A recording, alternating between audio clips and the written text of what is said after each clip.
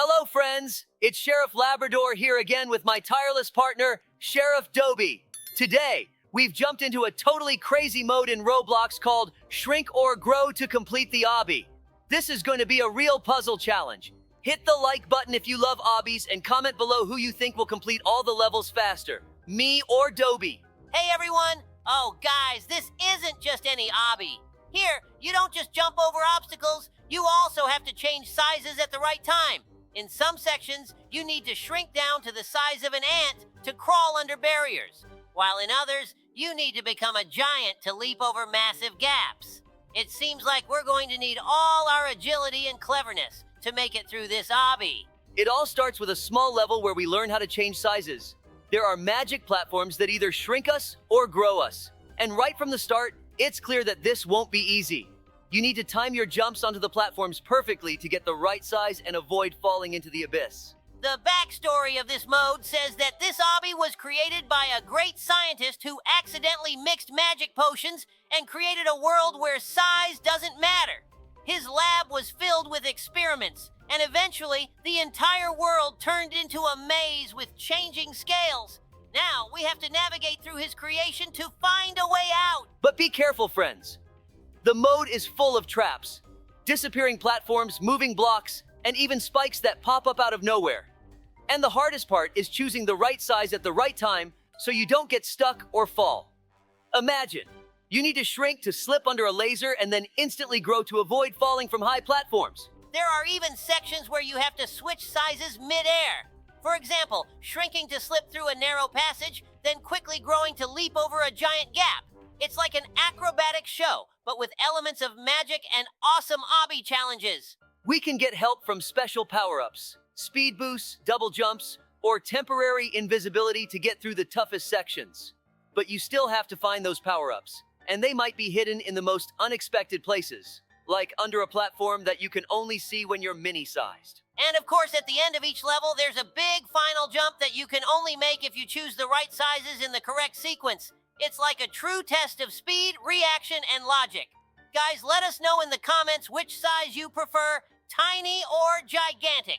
And Dobie and I are setting off on our journey through this incredible obby. Subscribe to the channel so you don't miss our new adventures and escapes. In some sections, you don't even need to grow larger.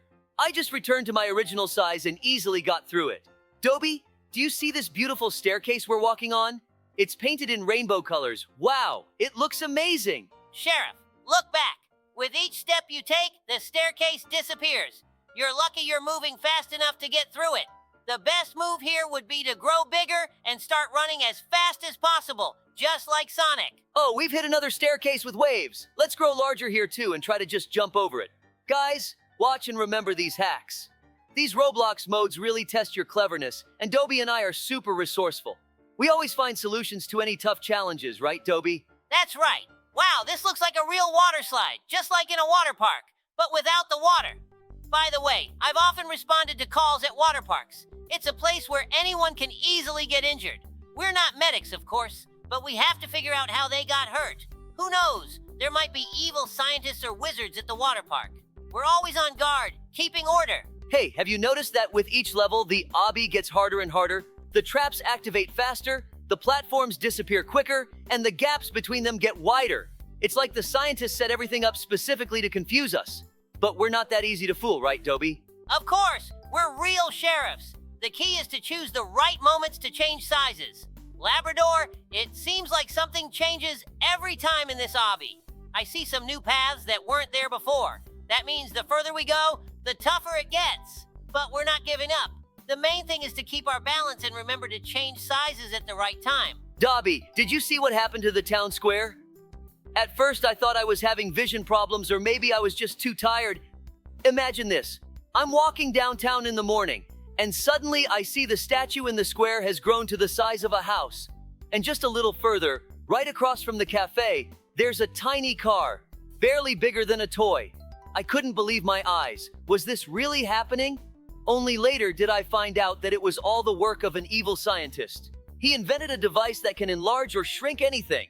Labrador, I was shocked too. When I saw that giant thing in the square, I thought it was some elaborate prank or a movie being filmed. But then, when I saw a giant mailbox fall right in the middle of the street, scaring all the passers-by, I realized something was really wrong. And the scariest part is that this scientist, Dr. Shrank, decided he could use his invention to establish a new order in the town.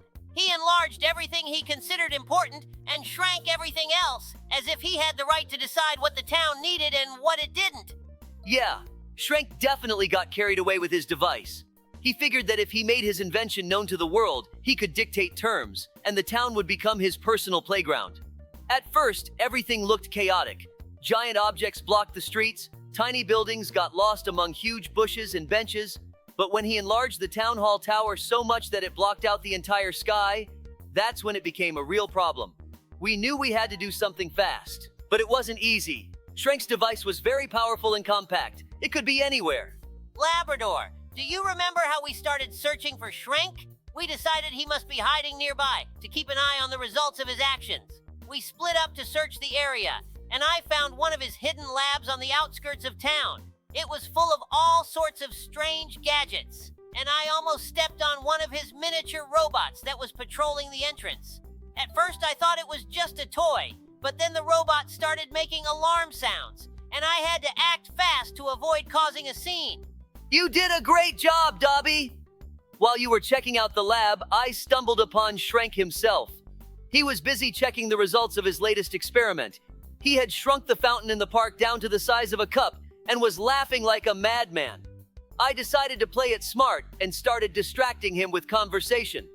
I told him his invention was really impressive, but hinted that without his device, the town couldn't function normally. You should have seen his face. Shrank was beaming with pride. But as soon as I noticed that the device was on his belt, I knew this was our chance. Labrador, you're a master at distraction. While you were talking to him, I managed to get closer and start deactivating his security systems. Those devices were set up to interfere with any attempt to get close to the main gadget. But luckily, I managed to bypass them using that miniature robot I had grabbed from his lab. And as soon as Shrank got distracted by your comment about the impact of his invention on the town, I made a dash and grabbed the device. Yes, we defeated him there, but there was another situation related to this mode. It all started like an ordinary day. We were doing our usual patrol of the area when we suddenly noticed strange, shiny blocks appearing in the square, resembling those from computer games. I thought it was some new art installation or maybe an advertising stunt. But when I got closer and saw that the blocks looked like they were made of magical gold, I started to worry. Then we discovered that these were actual lucky blocks created by an evil wizard. Labrador, it was incredible. At first, I thought you were joking when you said the blocks might be real. But as soon as I saw them up close, I realized they weren't just decorations. They had some kind of magical aura. As soon as we started investigating these blocks, something unexpected happened. One of them began to glow and emit strange sounds. We were lucky to be attentive. As soon as I touched one of the blocks, it opened up and a bunch of colorful sparks flew out. These sparks filled the air, and I knew we were in trouble. Yes, and that was just the beginning. When we opened a few more blocks, it became clear that they weren't just decorative. Each block was somehow linked to the wizard's magic. One of them released actual fire elementals that immediately began wreaking havoc in our park. Another block triggered a snowstorm right in the middle of summer. We quickly realized that we needed to find a way to stop this magic and figure out how it all connected to the wizard. Exactly. And you know what was the hardest part? Not just the blocks themselves, but the fact that they started attracting people's attention. Everyone began to gather around, and panic ensued. We tried to explain to people that these weren't just amusing toys, but a serious threat. Fortunately, we had a little time to figure out how to handle the situation. We decided we needed to find the wizard himself and figure out how to stop all these anomalies. But, as it turned out, he was aware of our interference. Yes, the wizard was very clever. We started deciphering the note and realized that the wizard had left clues on how to neutralize the magic of the blocks. It turned out that each block was connected to a specific element: fire, water, earth, and air. To stop them, we needed to find special amulets that the wizard had hidden in various locations around the city. We managed to find all the amulets and stop the magic of the lucky blocks, and everything ended well. Thanks for watching and listening to this video, everyone. Goodbye for now. I found 2 amulets, and Labrador found the other 2. It will be interesting to see what happens next. Stay tuned for the next video. Goodbye for now. Hi guys, today Dobie and I have entered the Roblox mode, Escape from Babysitter Betty's Nursery. Don't forget to like and comment. Hi. So Labrador, we're in the nursery, and it's pretty boring here. Looks like Betty is on the phone. A perfect moment to escape. Yeah, Betty isn't usually very attentive, but if she gets angry, she becomes a real monster. We need to act quickly and carefully. Hey, do you remember that there's also the janitor Ben? Of course. Ben is always running around the corridors with his huge mop. He probably dreams of catching us and sending us back to the nursery. All right, let's start. Look, we need to crawl through this hole in the wall. Hey, Dobie, don't get stuck there. Aha! I almost thought I was stuck. But no, I made it through. Wow, look, there's a whole maze of toys here. Is that a giant teddy bear? Yeah, exactly. Let's pass by it and carefully go down this slide. I hope it's not too slippery. Oh, I almost fell. Ha! Watch your step, Labrador. Hey, what do you think if Betty were a superhero? What would her superpower be? I think she could teleport so she could instantly appear next to us and send us back to the nursery. What do you think? I think her superpower would be sleepy dust. She would put all the kids to sleep instantly so they wouldn't escape.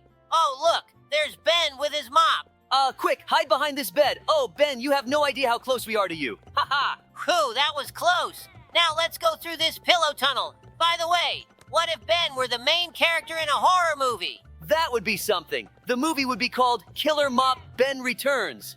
Ha! All right, just a bit more. Let's get to the exit quickly. I see the door. We just need to get past this builder block and we're free. Hey, look, Betty is back. I hope she didn't see us. All right, Dobie. Our task is to build a tower out of blocks to climb over this playpen fence.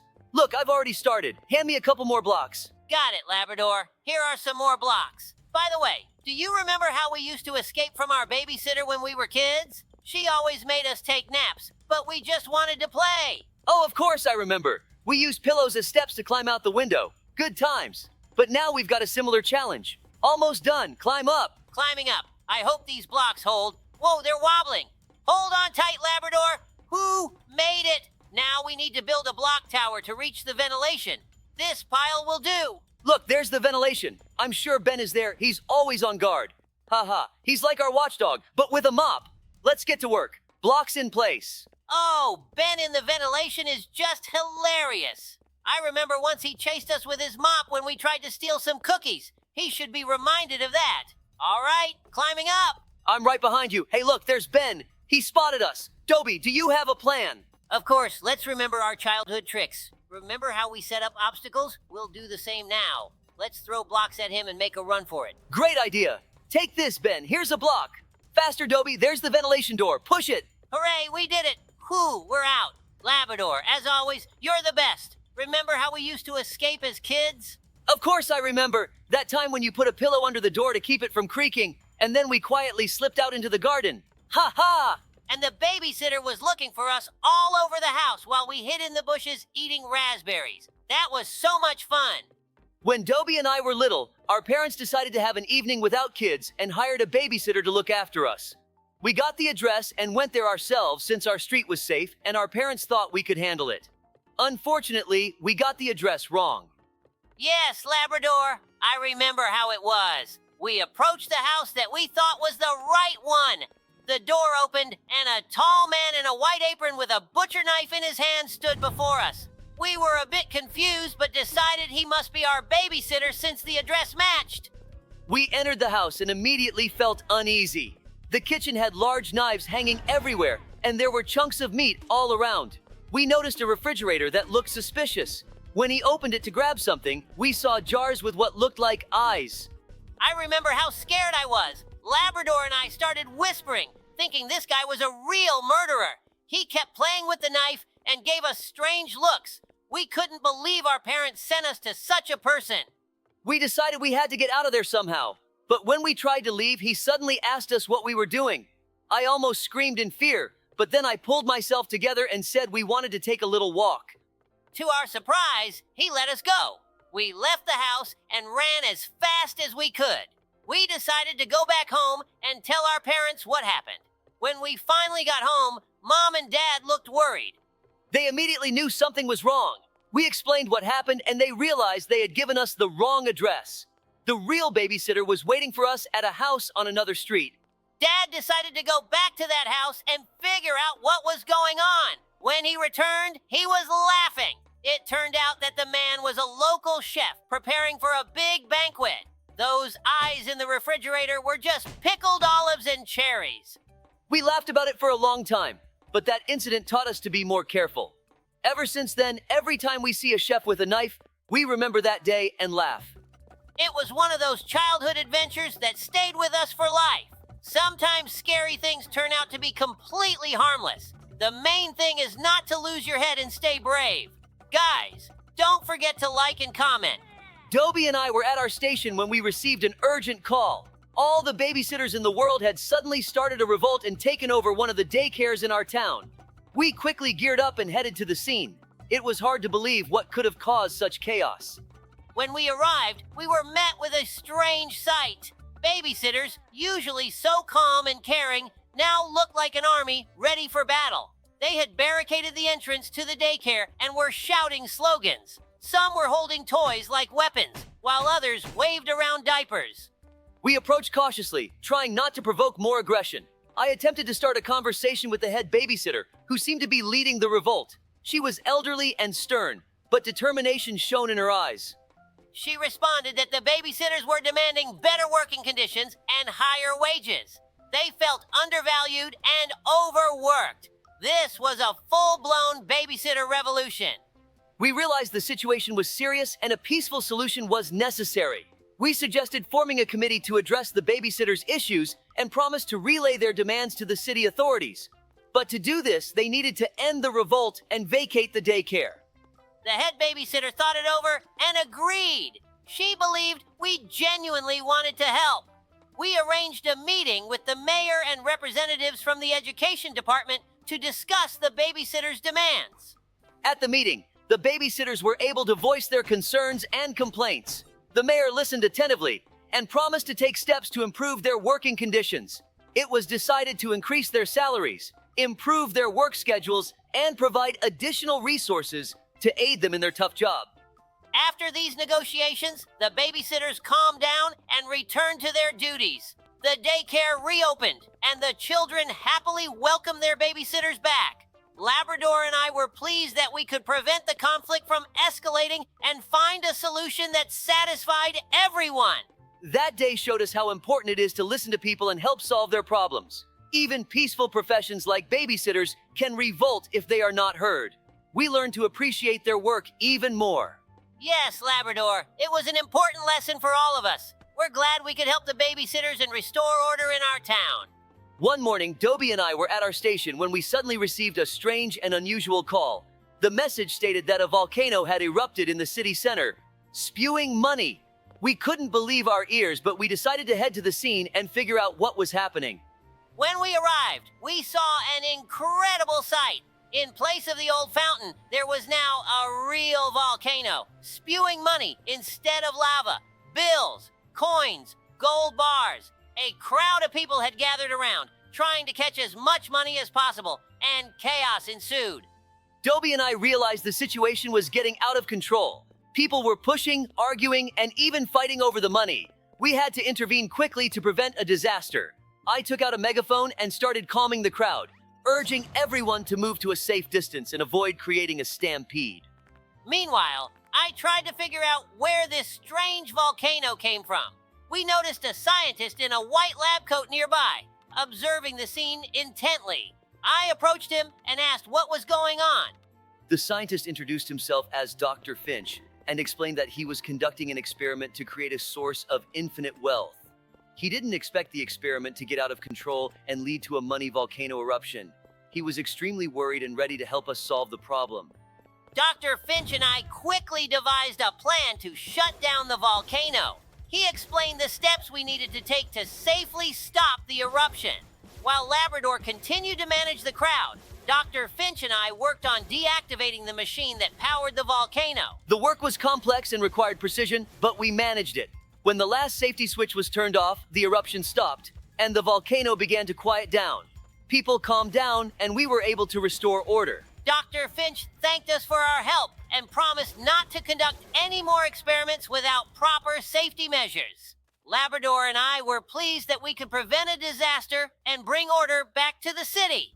We completed the mode. See you next time. Hi guys, we're back in Roblox, and today we're playing the Escape from Minions Prison mode. Ready for an adventure? Hi, friends. Yes, this is going to be fun. Imagine a prison full of minions. Who would have thought that these little yellow creatures could be so dangerous? So, our first step is to get out of the cell. Look, we need to crawl through the ventilation duct. Oh, it's like in prison escape movies. Exactly. Go ahead, Labrador. You go first. You have more experience with this stuff. Aha. All right, here we go. Oh, it's pretty tight. Hey, Dobby, remember the last time you got stuck in the vents? Ha! Right. That was in the Escape from the Asylum mode. Hopefully, these vents are wider. And here's the first boss, a huge minion with a laser gun. Wow, he's a serious guy. Okay, I have a plan.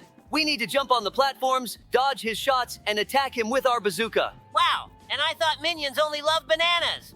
Okay, jump, shoot. Oh no, he's aiming at me. Dobby, take care of yourself. Shoot at his legs to slow him down. Yes, like that. We've almost defeated him. Hooray, the first boss is down.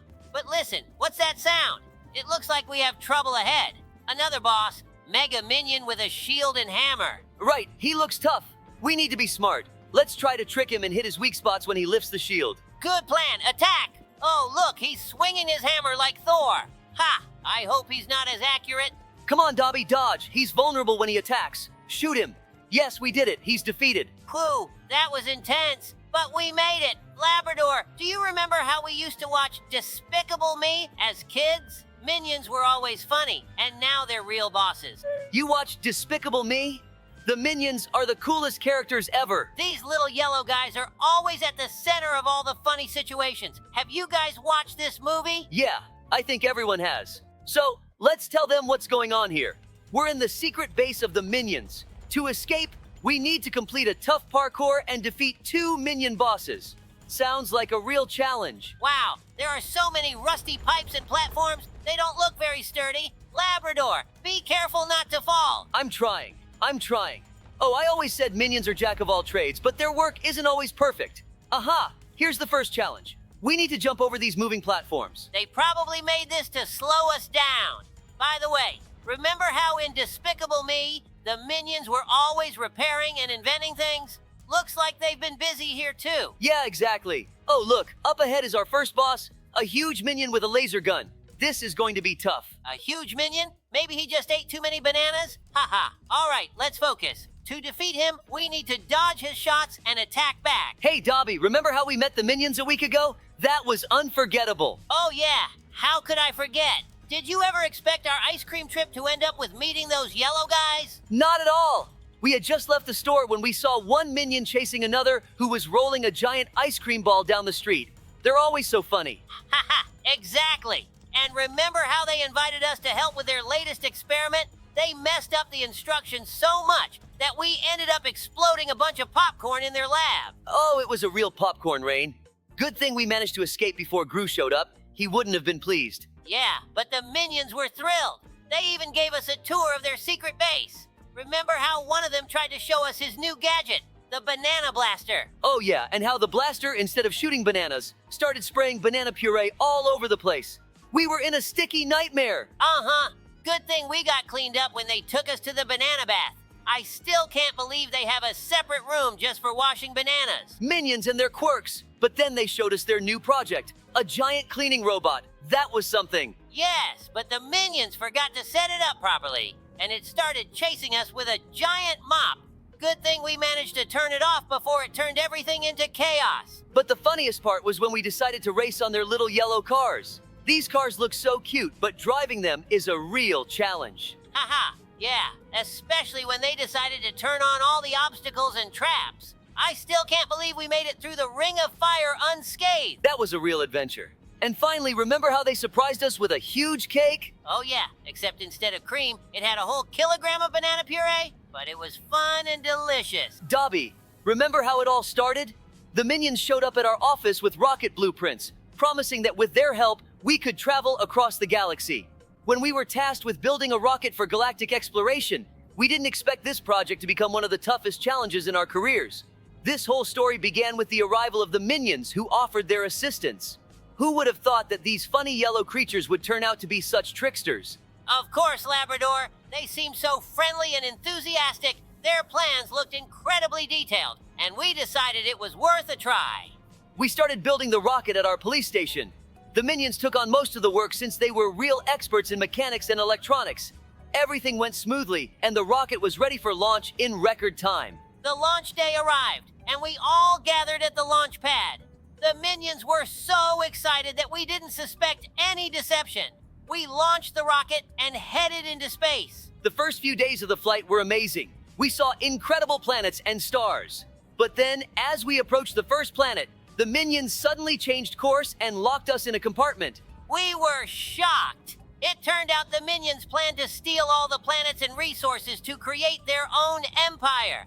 They deceived us to use our knowledge and resources for their purposes. We had to come up with a plan quickly. We knew we had to stop them and regain control of the rocket. We began looking for weaknesses in the security system that could help us escape. After several hours of intense work, we managed to hack the system and disable the locks. We broke out of the compartment and confronted the minions in the control center. It was an epic battle. The minions used all their tricks and gadgets to stop us. But Dobby and I were stronger and smarter. We managed to take control of the rocket and set course back to Earth. When we returned to Earth, we reported the minions' betrayal and their plans to steal planets. The minions were arrested and sent to prison for further investigation. This experience taught us to be cautious and not trust everyone blindly. But most importantly, we were able to protect our world and our galaxy from danger once again. Yes, Labrador, we did an important job. Now we know that even in we need to stay vigilant, and who knows what other adventures await us in the future. Dobby, remember how it all started? We were called to the city because the minions were causing chaos everywhere. When Dobby and I were tasked with investigating the criminal activities of the minions, we never expected that we would eventually meet their leader, Gru. Our goal was not only to stop the minions, but also to try to understand what drives Gru to behave the way he does. Of course, Labrador. They were stealing, creating havoc, and disturbing everyone's peace. We quickly realized that someone more cunning and smart was behind all this. We began our investigation and soon discovered Gru, who was the king of all minions. We were warned that he was very dangerous, but we decided to approach this case differently. Yes, instead of arresting him right away, we decided to try talking to him. It was important to understand why he became like this, and if it was possible to reform him. We went to his lair, and to our surprise, Gru wasn't all that bad. He was gruff, but in his eyes we could see weariness and disappointment. It turned out that Gru was a genius who had simply lost faith in people due to past betrayals and disappointments. The minions had become a kind of family for him, one he never had. We started meeting with him more often, trying to show him that not all people are bad. We told him stories about our childhood, about how important it is to have real friends. One day we invited him to a picnic. It was an ordinary day, but for Gru, it became something new and special. We played games, laughed, and just enjoyed the time together. Gradually, Gru began to change. He became more open and kind. The minions, seeing the change in their leader, also started behaving better. Of course, it wasn't all smooth sailing. There were moments when Gru relapsed and became the old Gru again. But we didn't give up and continued to support him. Eventually, Gru completely changed. He even started helping us with investigations and, along with the minions, began protecting the city from criminals. It was a long and difficult journey, but we managed to turn Gru from an evil genius into a kind and caring person. He became our friend and ally. We proved that everyone deserves a second chance. And with friendship and support, even the most hardened villains can change. Yes, Labrador. And now our city is safer and happier, thanks to our new friend Gru and his minions. After that tough parkour, we have to face the boss. Yeah, Labrador, especially with those yellow walls and giant bananas trying to knock us down. Who do you think came up with these traps? Must be some super brainy minion. They probably thought regular prisons were too boring. Oh, it looks like this is the real boss. And we only have a bazooka to take him down. Labrador, are you ready? Of course, I'm always ready for these adventures. Let's keep shooting at him before he turns us into banana salad. Haha, banana salad. All right, Mega Minion Boss, take this. Watch out for his attacks. He's throwing huge banana bombs. Whoa, these bombs are definitely not from the store. Listen, we only have a few shots left. Aim carefully. Absolutely. Hey, Dobby, remember the last time we tried to escape from Nanny Betty? I think that was even harder. Oh, for sure. But that's a story for another time. All right, guys. See you next time in the world of Roblox. Hi, everyone, guys and girls. Today, Dobby and I will be playing Peppa Pig. What's our first challenge, Dobby? Yeah, hi, everyone. Let's get started already. Why are you standing around for so long? Our first challenge is the floor is lava. It's easy. Just don't touch the floor to avoid dying in Roblox. Dobby, I think all the subscribers already know what the floor is lava is. Do you see these beautiful figures here? They seem to be from the actual cartoon about the fat pig Peppa and her dumb brother George. Ha ha ha. How did you die in such an easy part? Quit this game. It's too hard for you, Sheriff. Ha ha ha ha. You died there yourself. All right, my bro, let's get through this part quickly without any silly jokes. At the end, there's a robber who robbed Peppa Pig's house, and we need to catch and punish him. Really?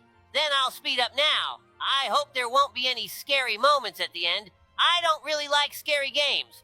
Wait, Sheriff Labrador, what mode are we gonna play in the next video? The next map will be the scariest one we've ever played. By the way, don't fall off the controller. There's acid below.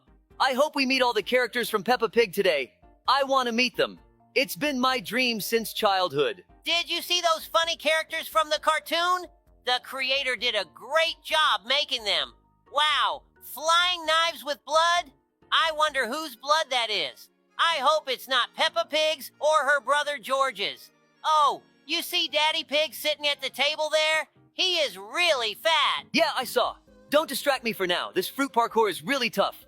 I'll wait for you, and then we'll go into this scary and smelly vent. Now I've almost passed it. Everyone rushed into this ventilation. I hope we'll pass through it quickly. Oh no, I fell into the pig's mouth. He ate me. Can you hear me? The pig ate me like a tasty cookie.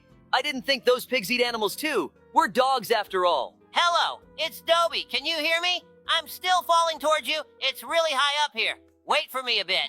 Oh, I'm here now. I thought I'd never see you again. It's good that the pig didn't swallow us, but what's that hole down there? Should we jump? I crashed, Dobie. Are you sure we should jump here? I saw acid there. Looks like it's his stinky stomach. There's a lot of different food there. How does so much fit inside him? But he's Daddy Pig. I wonder when George grows up, will he become as fat as Daddy Pig? Wow, it's so beautiful here. Lots of delicious food, burgers, pizza, cookies. I'm really hungry. Maybe we should stay here and eat burgers. But no, it's dangerous. What if he wants to go to the toilet and all this food starts digesting? We need to escape from here quickly, Sheriff Labrador. Are you ready to run away from here as fast as you can? Of course, I'm ready. We need to run away from here faster. Do you see that red hole at the end?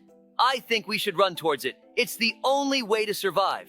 I didn't expect it to be so scary inside Daddy Pig's stomach. Now I understand what you feel, Dobie, when you play horror maps. Oh, a familiar challenge. Let's make a bet. If one of us dies, they won't be sheriff anymore. How about that? Although, you're a noob in Roblox, so maybe we can just bet on the title of the best sheriff in the world. My bad, Dobie. I must have been mistaken. It was so easy. I passed it on the first try.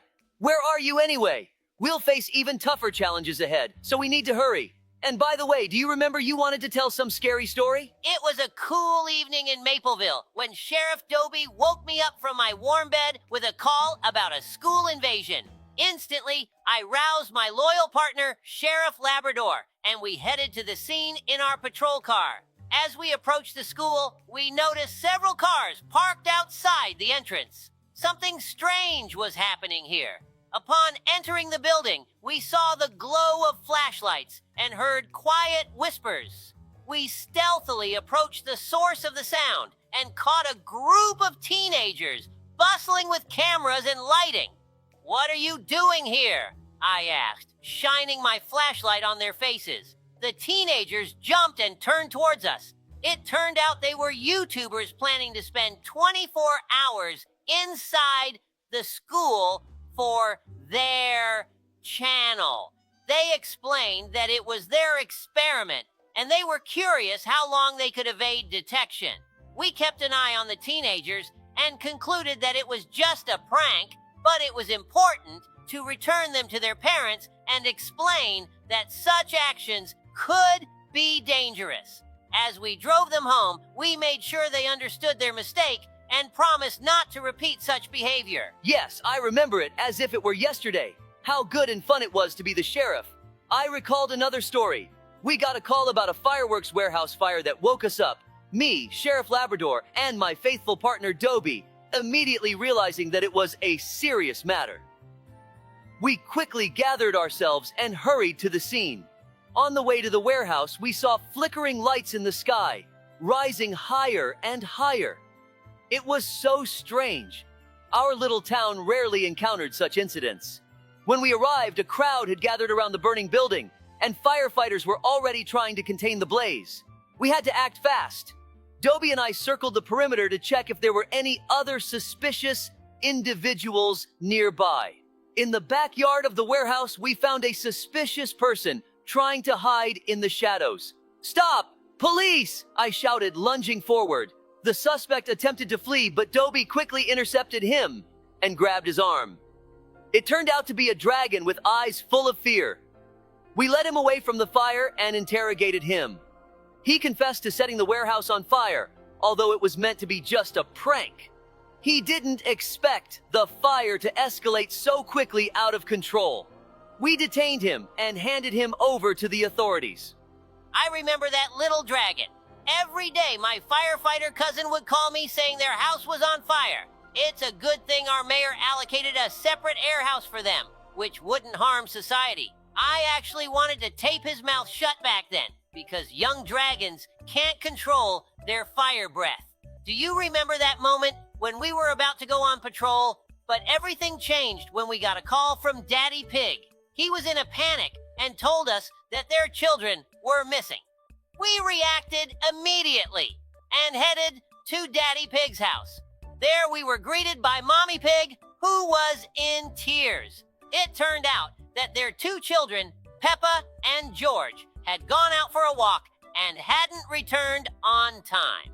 We began organizing a search. We had to comb through the entire neighborhood, search parks, forests, and even check some places they were known to go. But every time we thought we found a clue, it turned out to be useless.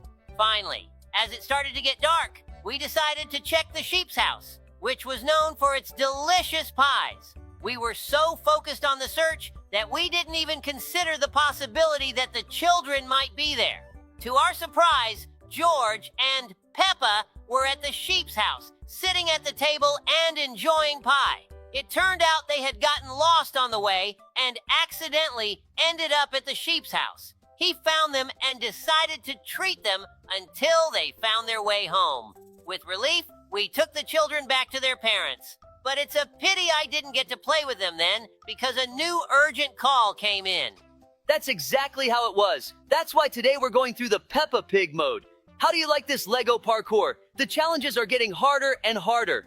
I remember when we first started our service in the small town of Mapleville. It was early evening when our radios crackled with the first call. The voice on the other end was anxious. Someone had spotted suspicious figures near the old abandoned barn on the outskirts of town. We immediately headed to the location. We quickly gathered our gear and headed to the old barn. The road was quiet, but my heart was beating faster than usual. This was our chance to show what we were capable of. As we approached the barn, I noticed that the headlights illuminated the old building, covered in moss and surrounded by thick undergrowth. We got out of the car and, holding flashlights in our hands, began to approach the barn. We carefully surveyed the area around the barn. Everything seemed quiet. Too quiet. Suddenly, we heard a rustling from inside. I gestured to Dobie to follow me. We slowly moved towards the barn door. When we opened the door, our flashlights revealed several figures in the darkness. These were teenagers who froze instantly upon seeing us. It turned out they were just looking for a place to have a party away from adults. At first, I felt relieved, realizing there was no serious threat. But then I decided we needed to have a serious talk with the teenagers. We explained to them that abandoned buildings can be dangerous and that it's best to find safe places to meet. As we returned to the station, I felt proud of how we handled our first call. Yes, it was something simpler than we might have expected, But what mattered was how we acted together, as a team. Well, Dobie, I said as we drove back. Looks like we did it. Yes, Labrador, he replied, smiling. That was just the first step. We have a lot of work ahead of us, and I'm ready for every challenge. Wow, we most likely have completed everything already. That was easy. Our adventures are really cool indeed. We went through this map pretty quickly, and now we're already at the finale. All right, guys, we'll meet tomorrow on the scariest map. I hope you'll be ready, Dobie. Bye, everyone. Hello, everyone. Dear subscribers, today in the video, I, Sheriff Labrador, and Dobie will be escaping from the chubby policeman. I'll let you in on a secret. Last night, I was jumping on his belly like it was a trampoline. Yes, guys, hello, everyone. This ventilation is so stinky, it's never been cleaned. Hey, Labrador, why don't you call me Sheriff? I'm your partner, after all. You haven't earned it yet. You're a coward. You're even scared to complete this girly map. Where did these lasers come from? Who put them here anyway, the dumb creators? You're the coward. The next episode will be on the scariest map in Roblox. Let's see who the real coward is. Don't forget to wear a diaper and call your mommy. Okay, let's calm down. We need to get through this minefield. It's not just your butt that could get blown up. These mines look just like the subscribe button. So don't forget to hit it and ring the bell, dear friends. Careful, Sheriff Labrador. There's that belly guy you were jumping on like a trampoline. Don't let him see you. Ha ha ha. Dobie, you're scared of everything again. What's he gonna do to us, fart in our faces? Watch and learn how to escape. I used to run away from the principal like this when I broke a window with a soccer ball in school. Ah, those were the days. Not like now. Dobie, remember when your backpack got flushed down the toilet? It was a belly kid just like the one chasing us now. Where do we run next? It's really high, and there are lots of lasers. Do you know the way? This really reminds me of the school bathroom, Dobie. Let's look for your backpack. Ha ha ha ha. I wonder how that belly guy uses the bathroom. He wouldn't be able to get through these lasers. Look, Sheriff Labrador, there's a shovel over there. Grab it and clean up after the prison warden, nicknamed Belly. Look, there's a hole dug in this stall. Let's use our dog instincts. Just make sure not to dig like this in Minecraft. The main thing is that we don't fall into lava. Ah, we're lucky. Let's look for diamonds here. Whoa, there's a parkour section here. You've been a pro at this since school. I bet if you fall, I won't be sheriff anymore. Ah, it's super easy. It doesn't count. Look, these are old wooden planks. They might break under your feet, so be careful. Whoa, did you see that? Not that I doubted myself. Look at that gigantic skull. It probably belonged to the belly policeman's mom. Ha ha ha! Now let's go find his dad. Let's do that later. We should hurry. Just make sure not to get impaled on a spike. There are so many traps here. Ah, a giant boulder is rolling towards us. Let's go back. Why is there a tunnel like this? Come on, hurry up. I feel uneasy. You're getting nervous again. Calm down, Dobie. You should have worried about the underwear you forgot to wear when we swam with the whole class in the school pool. Ha ha ha. Look, there's a guard over there. Judging by the smell, he's been sitting in this unventilated room for ages, farting. Oh no, he's gonna catch us. See, I told you this would happen. Enough whining, Dobie. Everything's fine. We haven't lost anything. The gates are open. We just need to pass by the guard. Just make sure not to fall into a trap. Let me tell you a truly scary story. Once I was patrolling a small neighborhood on the edge of the city. It was usually quiet there, but not that night. There wasn't a single star in the sky, and the moon was blood red. As I drove past a small abandoned house on the outskirts, I heard strange, eerie sounds coming from it. Approaching closer, I caught a whiff of decay and saw strange shadows through a broken window. I entered the house, and the silence was ominous. In the corner, I noticed an antique mirror covered in dust. When I looked into it, instead of my reflection, I saw black eyes pulling me towards them. Everything around me darkened, and I found myself in a cold place, surrounded by strange figures whispering something. Suddenly, I heard a voice. "Wake up, Sheriff Labrador!" I opened my eyes and saw an old man with terror-filled eyes. "You've seen them, haven't you?" he whispered. "They're waiting." The old man disappeared and I ran out of the house, not looking back. Now, passing by, I always feel someone's gaze on me. Those creatures are still there, and they're waiting for their moment. Wow, that's an interesting story, but I doubt you just came up with it. Look, we're where the prisoners communicate with their families. We need to get into the ventilation. Oh, this is the room of that chubby guy. Let's borrow the ladder from him. Seems like we have a problem. The ladder doesn't fit through the door frame. This situation reminds me of when you got stuck in the locker in the school locker room. We even had to call the firefighters. One night, I was patrolling a school with my colleagues. There were rumors that students had been disappearing from this school, so we were asked to keep an eye on it. At first, everything seemed fine. and we were even annoyed at spending time on what we thought were childish fantasies. But then our opinion changed. When night fell, the school turned into a place filled with mystery and fear, rustling sounds, things falling, strange flickering shadows. All of it made us nervous. We felt like someone was constantly watching us. Sometimes it seemed like we saw human figures before our eyes and even heard whispers in the dark. As we passed by the chemistry lab, we heard a loud bubbling sound coming from inside. We exchanged looks, and I was the first to burst in. Inside it was empty, but the air was filled with a coldness, as if something sinister had reached us. For a moment, I saw something strange in the corner of the room, but when we got closer, it was just an old, empty chair. We continued our patrol, but every time we turned around, it felt like someone was watching us from the shadows. The further we went, the more we were gripped by fear. Finally, we reached the administrative wing. As we approached the door, we heard a faint but distinct whisper. It was enough to make our furs stand on end. We looked at each other and decided we had enough. We ran to the exit, the light outside filling us with relief. In the morning, when the sheriff asked us about our patrol, we told him everything. He smiled and didn't believe us. Dobie, that's a really scary story. I hope you didn't wet your pants when you entered the chemistry lab. Do you remember this story? I, Sheriff Labrador, immediately realized the situation was serious. Together with my loyal partner Dobie, we rushed to the scene. When we arrived at the bank, chaos reigned on the streets. People were running out of the building, holding their noses and coughing. It quickly became clear that skunk robbers had broken into the bank. They used their natural weapon, an incredibly foul smell, to paralyze everyone inside. Dobie and I knew we had to act quickly.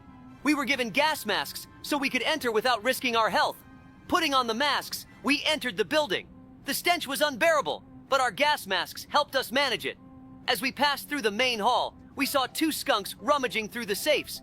Using his skills, Dobie quickly coordinated our actions. We approached them from both sides, sneaking up to catch them off guard. The skunks, engrossed in their work, didn't notice us until the last moment. Dobie and I simultaneously pounced on them, pinning them to the floor. The struggle was brief, and soon the skunks were securely handcuffed. We led them out of the bank, and the people on the street greeted us with applause. Of course, I remember that. It's impossible to forget something like that. I still get goosebumps. Well, while you were telling your story, we took down one of the main bosses, the chef of this prison. Up ahead, the final boss awaits us, the belly guy. You've inspired me to share another one of our stories together. I, Sheriff Dobie, and my loyal partner Labrador were in the office when we received a distressing call. On the phone was a crying little girl who claimed that her house was haunted. We couldn't leave her in trouble and immediately headed to the scene. When we arrived, we were greeted by a frightened girl named Susie. She explained that she had been seeing a ghost in her room for several nights. Susie said that the ghost had been especially active last night and even tried to grab her. We entered the house and began our investigation. Suddenly, a ghost appeared before us, barely visible and transparent. We didn't know how to handle it, but then Labrador remembered the bucket of paint we had in the car. An idea came to us. We took the bucket of paint and carefully approached the ghost. Labrador distracted it, pretending to try and catch it, while I, Sheriff Dobie, climbed the stairs holding the bucket of paint. At the right moment, I poured the paint on the ghost. The paint coated it, making it visible. Now we could see the ghost. It was a person covered with a sheet, trying to scare the girl. We saw his hands and quickly handcuffed him. It turned out to be a neighborhood boy who decided to prank Susie, but his joke had gone too far. It's a great story, Dobie. It seems we're about to come face to face with the main boss. And here is the booth. Very spacious. Let's punch him in the face with fruit. It looks like to defeat him, we need to shoot at his weapons, those miniguns on his arms.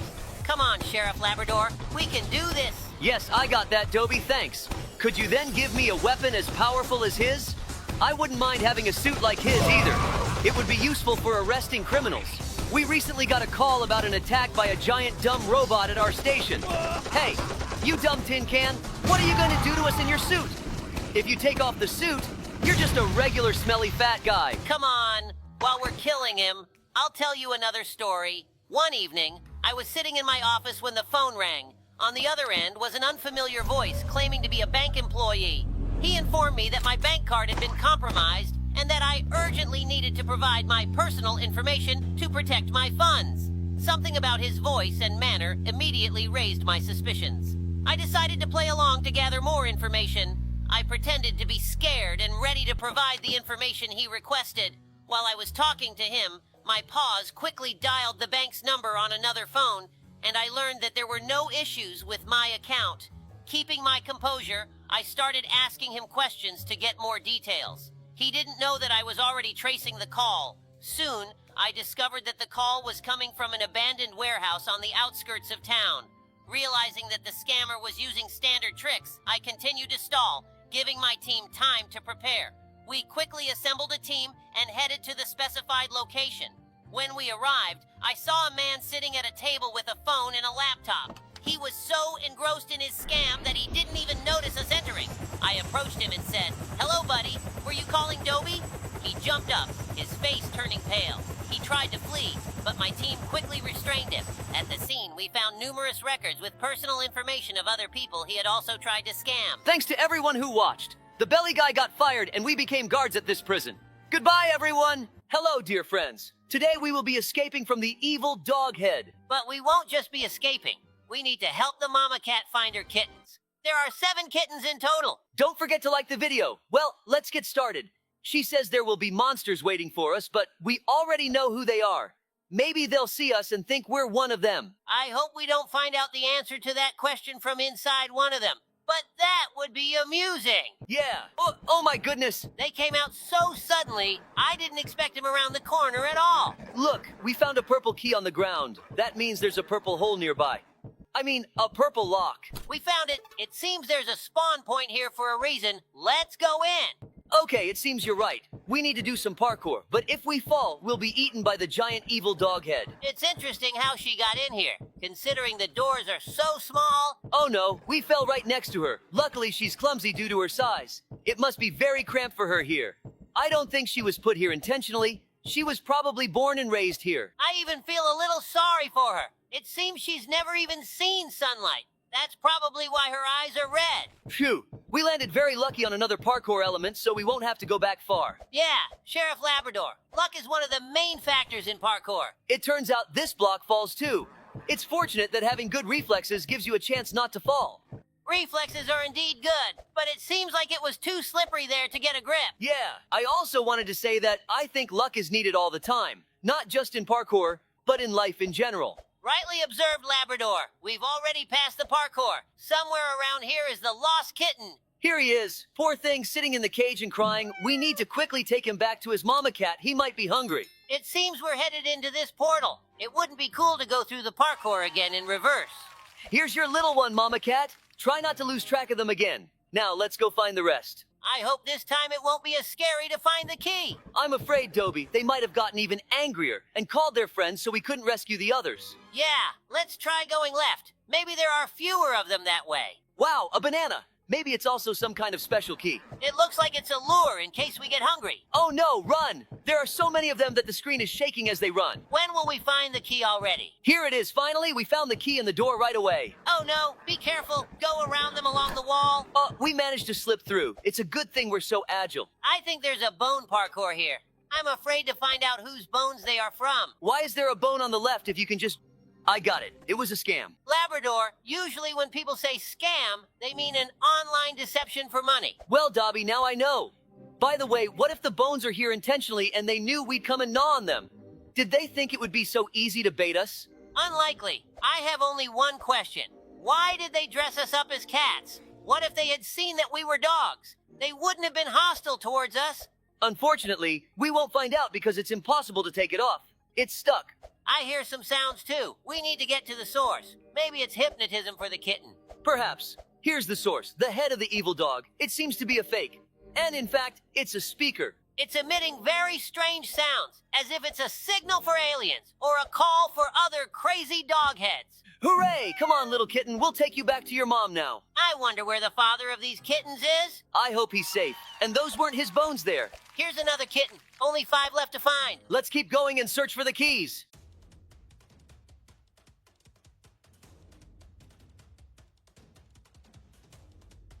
It seems like this isn't a key. Why do we need a toilet? This is a teleporter.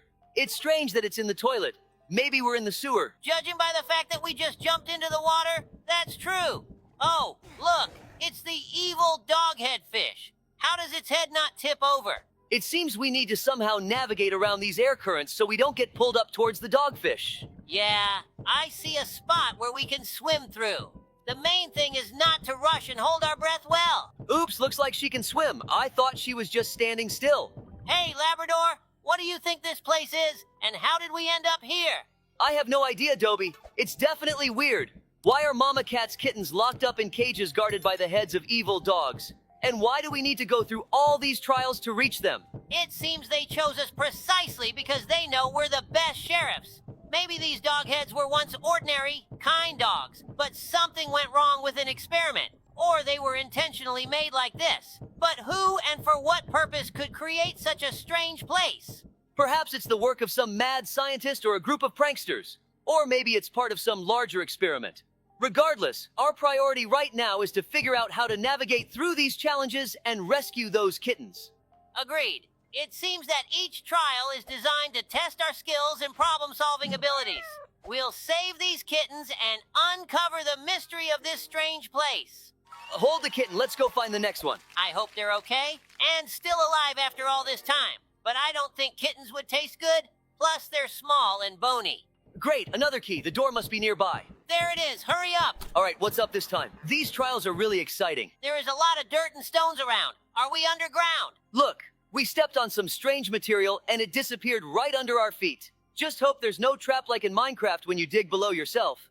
I hope the kids aren't claustrophobic. Let's make the atmosphere a little less gloomy by telling the kids a story about how there was a feud between cats and dogs in town.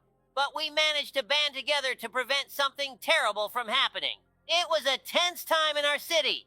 Dogs and cats were at each other's throats, constantly bickering and fighting over territory and resources. It seemed like there was no end to the animosity between them.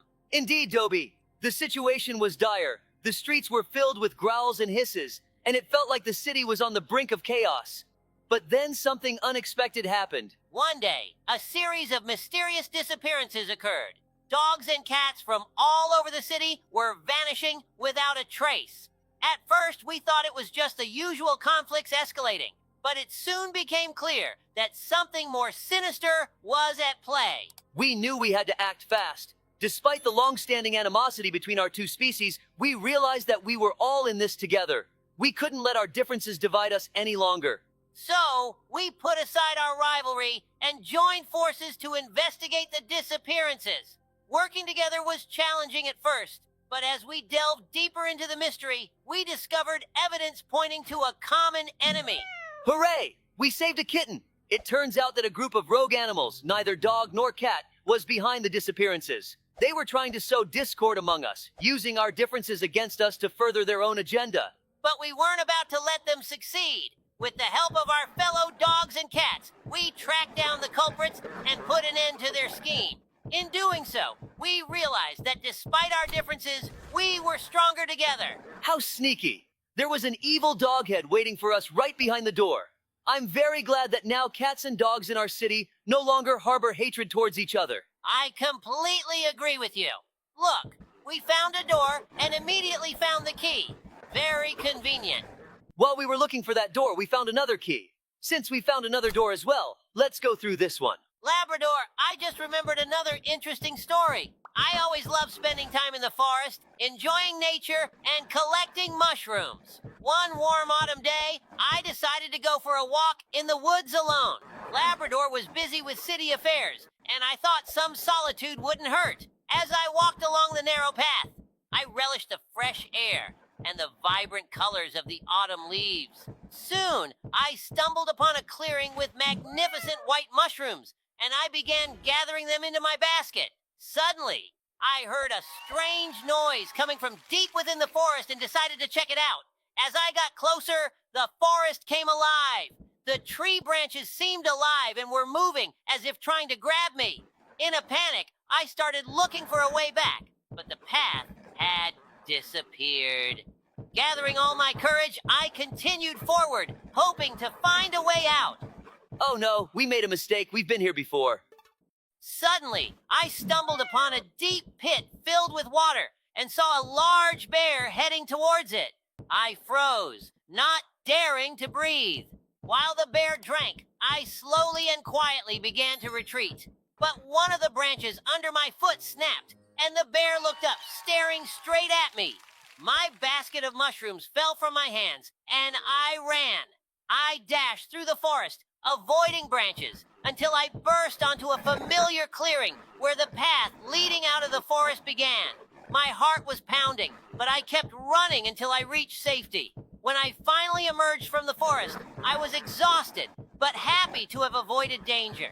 Very engaging story with an unexpected twist, Dobie. Thanks for sharing it with us. Well, we found another key and are hurrying to open the penultimate door. Let's hope everything's all right with the kittens. I see him behind the glass wall. We need to figure out how to reach it. It looks like we'll have to do some parkour on the rocks. By the way, it really reminds me of the floor is lava mode. Guys, be sure to check out the video about this mode on our channel. I'd like to take this golden key and melt it down. It could fetch a pretty penny. Something tells me there's a spawn point here for a reason. You're right, the evil dog eat us. How I love my job. From the outside, it seems very difficult. To some extent, it is. But when the work is enjoyable for you, all the difficulties seem trivial. It's always fun when you have such a cool partner like you, Labrador. Very kind words, Dobie, thank you. You're a great partner too. But it seems like this is the last kitten. Old Mama Cat, never lose your kittens again. Our adventure is coming to an end. Here we are, finally out of that dreadful place and having done another good deed. It feels so satisfying. Anyway, thanks to everyone for watching. Feel free to suggest more games for us to play in the comments. Like, subscribe, and check out our other videos. But for now, we won't say goodbye. See you later. Greetings, friends. I'm Sheriff Dobie, and today, along with my loyal partner, Sheriff Labrador, we are diving into an incredible adventure in Roblox in the Bori Prison Escape Mode. Hello, Labrador. Hello, Dobie. Hello to all our viewers. Today, we have a challenging task: to escape from an underwater prison where the floor is made of water. It seems we've been framed and ended up here because of the merfolk. But no worries, we will find a way out. Yes, Labrador, that's right. This mode is a real test. Imagine a huge prison located underwater. Instead of the usual corridors and cells, there are massive aquariums filled with water where you have to swim to move around. Each cell has puzzles that need to be solved to progress further. Exactly, Dobie. And there are dangerous sea creatures here that will try to stop us. We will need to avoid sharks, electric eels, and even giant jellyfish. But the most difficult part is finding the keys hidden in various corners of this underwater prison. Precisely. So, our task is to find these keys, solve all the puzzles, and of course, uncover the mystery of who framed us and why. I'm sure we can handle this together. And we need to stay alert because the merfolk might set traps for us. We must be cautious and always keep our ears pricked. Absolutely right. So, are you ready for the adventure? Let's get started. Good luck to everyone. And don't forget to support us with likes and comments. We'll start with the first level, finding a way out of the cell. Oh, it seems we've already gotten out of the cell and into some strange place. We're about to embark on a truly exciting adventure. One day, Dobie and I thought, what if we built a super rocket and traveled to all the worlds? We pooled all our knowledge, skills, and a bit of ingenuity to create this amazing machine. And now, the rocket is ready. Dobie, are you ready for launch? Ready. Of course, Labrador. So, our super rocket, named World Voyager, is on the launch pad. We carefully designed it to withstand any conditions and take us to the farthest corners of the universe. Labrador, did you complete the final technical inspection? Yes, Dobie, all systems are working perfectly. I checked the engines, fuel tanks, and navigation systems. We're ready for launch. All aboard, friends. Our first journey begins right now. Launch. 3, 2, 1, lift off! The rocket smoothly ascends. We pass through the atmosphere, and here we are, in open space. An incredible sight, right, Labrador? Yes, Dobie, it's amazing. Our first destination is the moon, as it's the closest world to us. Within a few minutes, we've landed on the lunar surface. Everything is covered in dust, and traces of previous expeditions are visible. But what's this? Someone is coming towards us. It's the moon inhabitants. They're friendly and have invited us to their market, where they sell unusual souvenirs and items made from moon rocks. We exchanged gifts and learned a lot about their culture. But it's time to move on. Where to next, Labrador? Dobie, how about Mars? They say there are hidden cities there. We take off again and head to the Red Planet. After a soft landing, we see amazing Martian cities built under domes. These domes protect the inhabitants from the harsh conditions of Mars. We met a Martian engineer who showed us his inventions. It turns out the Martians are developing systems to process Martian soil into useful materials. We took some ideas into account and set off again. Our next stop was Titan, Saturn's moon. Everything here was covered with icy lakes and mountains. We put on special suits and went to explore the subglacial caves. In one of the caves, we met the Titanians, intelligent beings living under the ice and feeding on Saturn's energy. The Titanians turned out to be excellent storytellers. They told us legends about their ancestors and showed us ancient manuscripts carved on ice tablets. We were impressed by their culture and peaceful way of life. Time flew by, and it was time for a new journey. How about Venus? They say colonies living in the clouds have been recently discovered there. We took off and headed to this mysterious planet. Venus greeted us with a dense atmosphere, but we successfully made our way through it and saw giant floating cities in the clouds. These cities were built on huge cloud platforms, and the Venusians turned out to be incredibly hospitable. They showed us their technology, which allows them to extract energy from cloud vortices and create artificial rainforests. We spent several days enjoying their hospitality and studying their achievements. And now it's time for the farthest journey. We set course for Proxima Centauri, the closest star to us. This journey took several weeks, but thanks to our super rocket, we arrived safely. On one of the planets, we discovered an amazing world inhabited by cybernetic beings. These beings lived in harmony with nature and technology. They showed us their advancements in artificial intelligence and nanotechnology. We were amazed at how they managed to create a perfect balance between life and technology. And so, finally, our journey came to an end. We returned home, full of impressions and knowledge. It was an incredible adventure, and we're glad you friends were with us all this time. Our super rocket performed excellently, and we will definitely continue to explore new worlds in the future. Thank you for being with us, friends. We learned a lot, saw incredible places, and met amazing beings. We hope you enjoyed our story. I will tell you an amazing story that happened to us a week ago. There were so many incidents and calls in our town that Dobie and I just couldn't be everywhere at once. So we decided to take extreme measures and clone ourselves. Dobie, are you ready to tell how it all started? All right. A week ago, Labrador and I turned to our old friend, Professor Tesla, who specializes in biotechnology. We explained our problem to him, and he suggested creating our clones. We knew it was risky, but we had no other choice. Professor Tesla developed a special machine that could create exact copies of us with the same skills and knowledge. He assured us that the clones would act and think just like us. After a few hours of work, our clones were ready. We named them Dobie 2 and Labrador 2.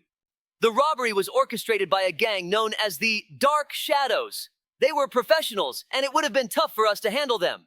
But our clones rose to the occasion. They infiltrated the bank through the ventilation system and managed to neutralize the robbers using their hand-to-hand combat skills and strategic thinking. Meanwhile, Labrador and I received another call, a fire at a factory. We rushed there to help the firefighters. There were many people in the factory, and they needed to be evacuated urgently. Working together with the firefighters, we managed to save all the workers and prevent the fire from spreading to neighboring buildings. During this time, Dobie 2 and Labrador 2 received a call about a hostage situation at a school. There were armed criminals on the scene, and the situation was very tense. Our clones started negotiating with the criminals while simultaneously devising a plan to rescue the hostages. Using cleverness and negotiation skills, the clones managed to distract the criminals and secretly enter the school. They then neutralized the criminals and safely evacuated all the children and teachers. It was an incredibly brave and professional act. Meanwhile, several more incidents occurred in our town. A jewelry store robbery, street races, and a highway accident. But thanks to our clones, we were able to handle each of them. Dobie 2 and Labrador 2 acted like real heroes, and people started noticing that the sheriffs could be in two places at once.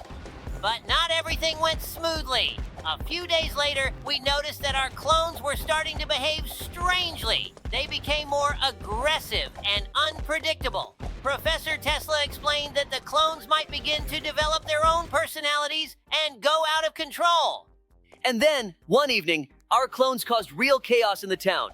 They decided they could become the new rulers of the town and started setting their own rules. We had to step in and stop them. It was a tough battle. Our clones knew all our tactics and moves, but we used our wits and experience to outsmart them. In the end, we managed to neutralize them and bring them back to Professor Tesla. The professor apologized for what had happened and destroyed the cloning machine. We realized there are no shortcuts to success and that we have to handle all challenges ourselves, relying on our own strengths and mutual support. This was an important lesson for us. We understood that despite all the difficulties, true strength lies in our team and our ability to work together. Thank you for being with us, friends. We are always ready to help, and no difficulties will stop us. A week ago, Sheriff Dobie and I used a teleport to travel to the future and the past. It all started when we received a mysterious device from our friend, Professor Tesla. Professor Tesla explained that his new invention could move us through time. He gave us the task of testing the teleport and finding out how it could be used for the benefit of our town. We immediately agreed and began our journey. First, we decided to travel to the past. We set the teleport to 50 years ago and found ourselves in our town when it was completely different. Old buildings, people in retro clothes, and vintage cars. It was all amazing. We met a young Sheriff Jack who became our mentor. It was an unforgettable adventure, friends. We hope to use the teleport again to make our town safer. Thank you for being with us. Until next time, and new adventures. Hello, dear friends. It's me, Sheriff Labrador, and Sheriff Dobie. Our parents sent us to Nanny Betty again, but they don't know that she's completely lost her mind. Betty, open the door. Oh no! We found ourselves in a creepy place once again. In the game, Escape from Betty's Scary Nursery, Part 2, in Roblox. It seems like Betty has no intention of letting us go easily. Today, we have to find and fix 3 electrical levers to start the generator and escape this grim place. Hit the like button if you're ready for this challenge, and comment who you think Betty will catch first, me or Dobby. Hi, friends. Today we'll have to work hard to get out of this abandoned kindergarten. According to the story, Betty locked everyone in because she thinks we stole her favorite toy, but in reality, she hid it herself and forgot. Now, she believes everyone is lying and trying to deceive her, so she set traps everywhere and stays close by, always trying to prevent us from escaping. We need to fix 3 levers to activate the main exit. The problem is that the wires are broken all over, and there are puddles of water throughout the kindergarten that conduct electricity. Oh, these levers could be anywhere. In locked rooms, under broken stairs, or even in old vents. To fix them, we need to find wires and connect them, but it's not as easy as it sounds. Betty constantly roams the corridors, whispers her creepy songs, and tries to scare us. As soon as we start fixing the wires, she shows up, trying to disrupt our work and send us back to the cell. And the most interesting part is that these levers can change places every time we reload the game. So we always need to be on guard and explore every corner of the kindergarten. Betty thought of everything. The traps are hidden behind old toys and shelves, and some doors only open after you fix the electricity. It's really scary here, especially when the lights turn on in dark rooms and you see the giant eyes of a doll watching you. This kindergarten used to be an ordinary place. But after Betty took over, everything changed. She found old blueprints and wires and started fixing them in her own way. But instead of bringing back light and comfort, she created a true maze of fears. They say she got these blueprints from a strange man in an old suit who promised to return her favorite toy if she helped him with his dark plans. On top of everything, there are traces of her past failed repair attempts. Broken robots, sparking wires, and toys that react to any movement. If you accidentally bump into something, you can trigger an alarm, and then Betty will definitely know where we are. And if she catches us, she'll send us right back to our cell, and we'll have to start all over again. But guys, it's not all bad. There are useful things in the kindergarten too, like door codes, hints from former pupils that can appear on the walls as drawings or notes. And if you manage to do everything right, you can even open Betty's secret room and find what she guards so fiercely. Maybe that will help us finally escape. Guys, keep your fingers crossed for us. Let's hope we can handle this madness and finally get out of Betty's kindergarten. Don't forget to hit the like button and comment what you think about this mode and which traps you find the hardest. We're off to find the levers and fix everything as quickly as possible. We're sure that with your support, we'll get through all of Betty's traps and prove that no scary kindergarten can frighten us. Onward to freedom. Dobby, do you remember that strange call we got 2 weeks ago? Who would have thought that someone would call us to an abandoned kindergarten that had been empty and semi-ruined for years? When we drove up there, we immediately got an uneasy feeling. Everything seemed too quiet, and it felt like someone was watching us from the dark windows. And you know, the strangest thing was that there was a chain on the gate, but the wicket was slightly open, as if they were expecting us. Yeah, Labrador. I remember it like it was yesterday. As soon as we got closer, I felt that eerie chill down my spine. Not a soul around, just the wind rustling old toys on the playground. And inside, in the building, everything looked like it was frozen in time.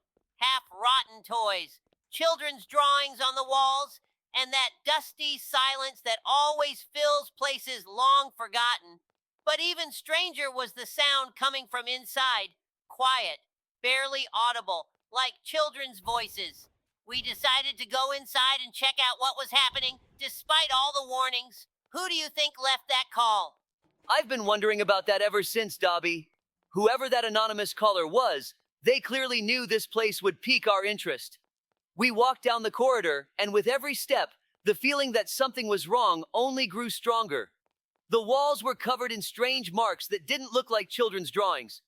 And when we reached the main hall, we saw that old piano in the corner, and a strange doll sitting right on top of it.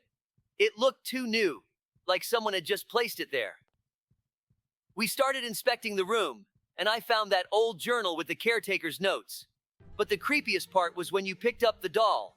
It started playing a melody, and the doors slammed shut behind us. Labrador, I'll remember that moment for a long time. As soon as the doll started playing the melody, chills ran down my fur.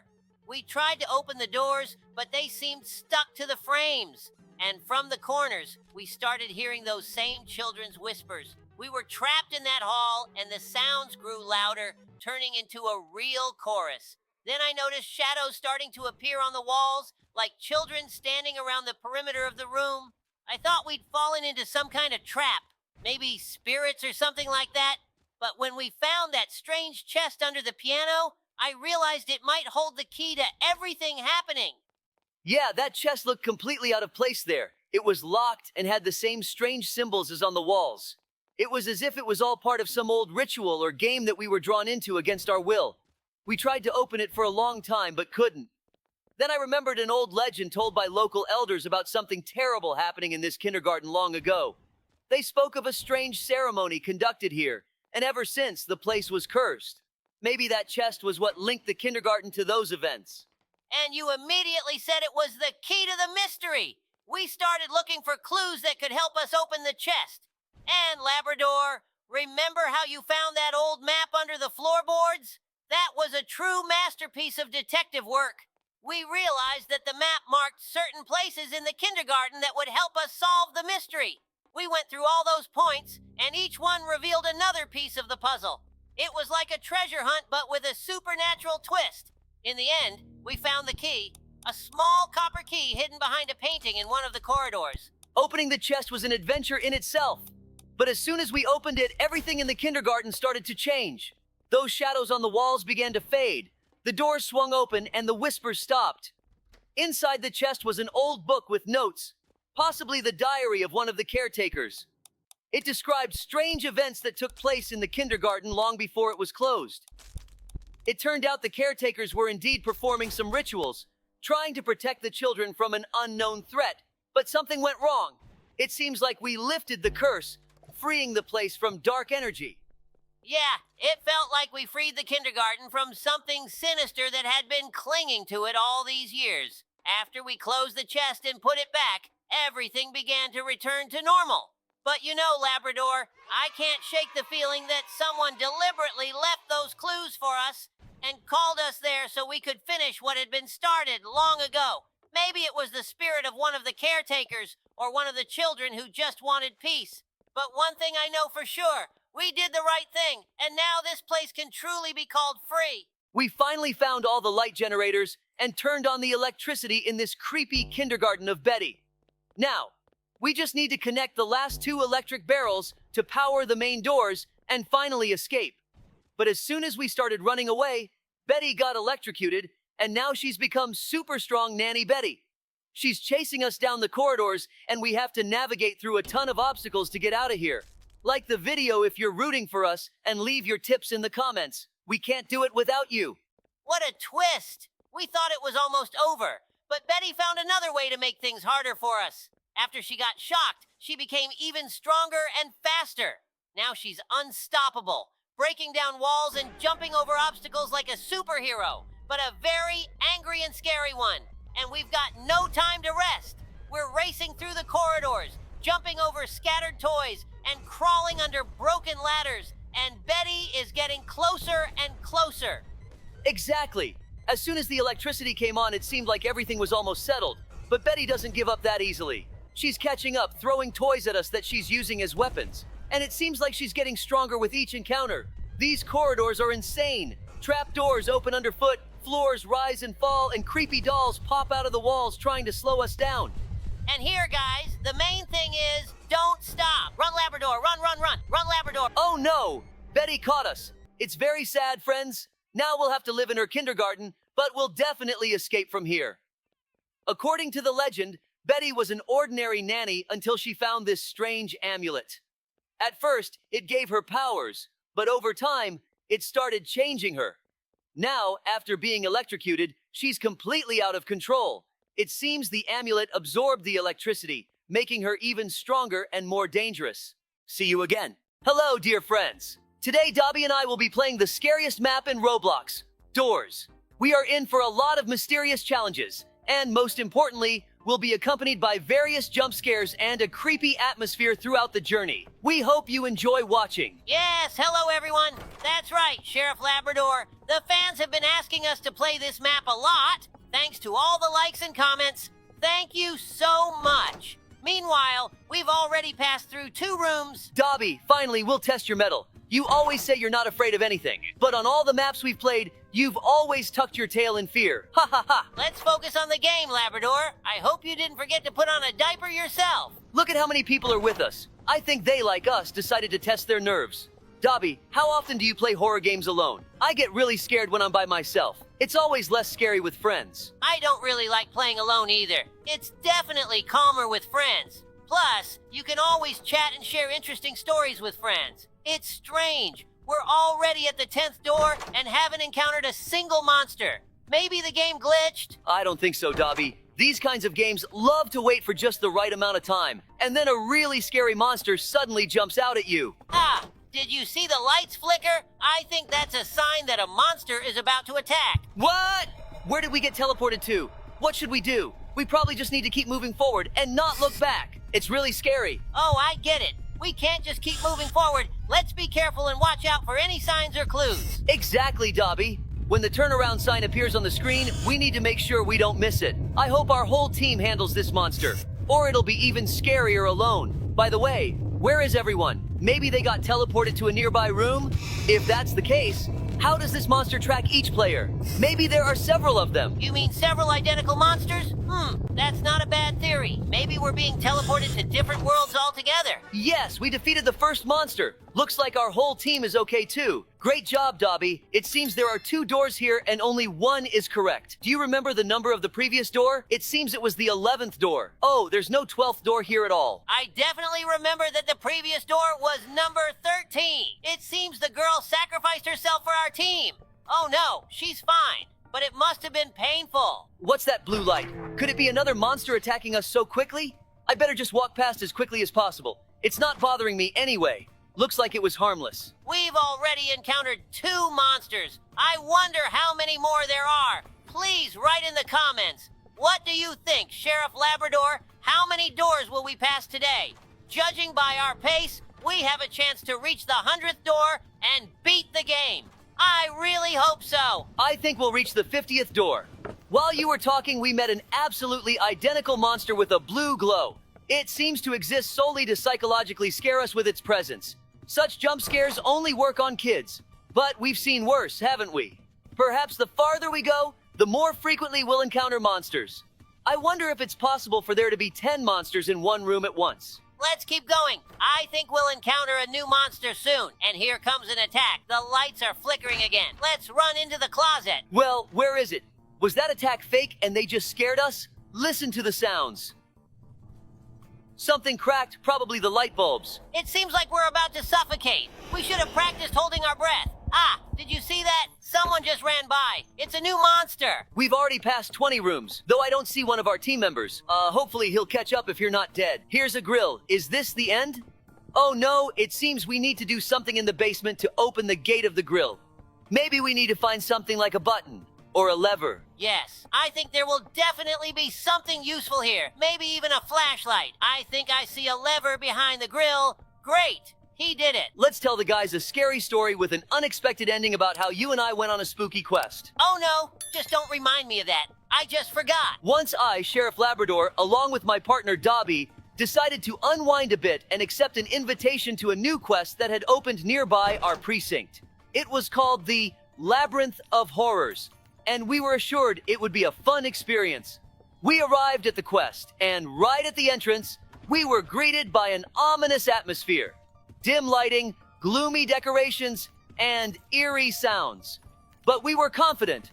What could frighten two sheriffs who had been through so many trials? As we entered the maze, I was full of determination to prove that we weren't easily frightened. The first rooms were amusing, strange sounds and flashes of light. But the further we went, the scarier it became. In one of the rooms, vicious creatures suddenly appeared. Labrador seemed unfazed, but I could feel my heart pounding more and more. It was especially terrifying to encounter a huge wolf that unexpectedly leaped out of the shadows. We kept going, and the tension was mounting. At one of the turns, we were confronted by a group of terrifying clowns. Their menacing grimaces and sinister laughter making me flinch. I tried to hold it together, but fear was starting to take over. In one of the last rooms, just when we thought nothing could be scarier, a huge bear with glowing eyes suddenly leaped out from around the corner. Dobby flinched and I felt him wobble slightly. At that moment, I heard a faint sound and realized that Dobby was genuinely scared. I looked at him and saw a dark stain spreading on his pants, which amused me a lot, but I tried not to show it. We hurried towards the exit, where the quest operator greeted us with a wide smile on his face. We pretended like everything was under control, but I knew that this experience would stay with us for a long time. Wow, I'd rather forget about it forever, like a bad dream. Why did you record it on video? Now everyone will find out about it. How am I supposed to walk down the street calmly now? Don't worry, you don't get recognized on the street as often as I do. By the way, do you remember the number of the last door? It was 29, so we should go to the 30th. Hey, girl, this way for us. Open this door. Oh no, she can't hear you. Write in the chat. But you don't have to write anymore. I hope she survived.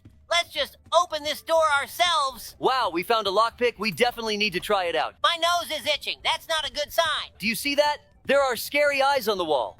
Maybe it's a new monster, and you're not supposed to look at them? Although, we would have died long ago. Let's just keep going. It suddenly got really dark. The perfect moment to scare us. Did you hear that? Ah! Pooh, that was really scary. I hope you didn't wet yourself, because ahead of us awaits one of the bosses of this map. Seek. Very funny. You screamed just as loudly as I did. Better prepare yourself mentally. We'll need to run and crawl through obstacles during the battle with the boss. How do you know all this, Dobby? To be honest, I've been preparing. So you wouldn't be scared? As you can see, it didn't help much. Here it comes. It's starting. My paws are already sweating. Phew, let's go. Run, run, run. Don't worry, Dobby. We got this. The main thing is to stay alert. I hope we won't get crushed by a wardrobe. Just don't look back or you might trip and fall. Did you notice that during the boss battle, we also pass through doors because the room number increases? That's true. It would be nice to make it all the way to the end of the game like this, because this boss is easier than the boss at the 50th door. The main thing is not to get caught in the fire. Ouch, it seems like I just singed my tail. Hooray, we did it. Look how we left him behind. He seemed quite slow. Let's tease him, ha ha ha. Just be careful. The door might suddenly slam shut and we'll be left alone with him. Looks like he slammed into the door at full speed, but serves him right. It seems like there are fewer and fewer of us, which doesn't make me happy, but it also shows that you and I are doing pretty well. Maybe we really will make it to the last door. Meanwhile, we're almost to another boss. Figure. Oh, the lights are flickering again, but we already know what to do. As far as I know, there are 2 types of monsters on this map that you need to hide from in the closet. The first one is Rush, and the second one is Ambush.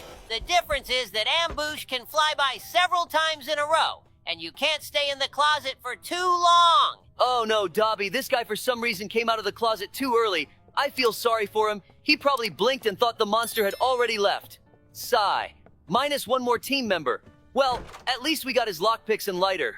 Let's tell the guys an interesting story about how we saved the city from the cunning plan of a mad scientist to infect all electronic devices. This was the time when we, Sheriff Labradors and Dobby, decided to take a break from our usual work and head to the gaming club in the heart of the city. We couldn't afford to relax often, but sometimes we needed a bit of entertainment too. As soon as we entered the gaming club, we were surrounded by the sound of coins, flashing lights, and excited voices. We headed towards the arcade machines, and I noticed an old machine in the corner that always caught my attention. We forgot about our work and got completely immersed in the world of arcade games. But suddenly, one of the machines malfunctioned. The screen started flickering and occasionally showed strange images that evoked horror and fear. People began to scream and panic. We immediately realized that something was wrong. Dobby and I decided to check what was happening with this machine. When we approached it, I noticed a strange device connected to its back panel. It seemed to be some kind of signal transmission device. While we were dealing with this, we received a call from the sheriff's office. It turned out that electronic devices throughout the city had started displaying similar symptoms. We realized that this was not a coincidence, but the cunning plan of some mad scientist. We rushed to take action. Our top priority was to find this scientist and stop him before he caused even more damage to our city. We used all of our skills and resources to track down his whereabouts.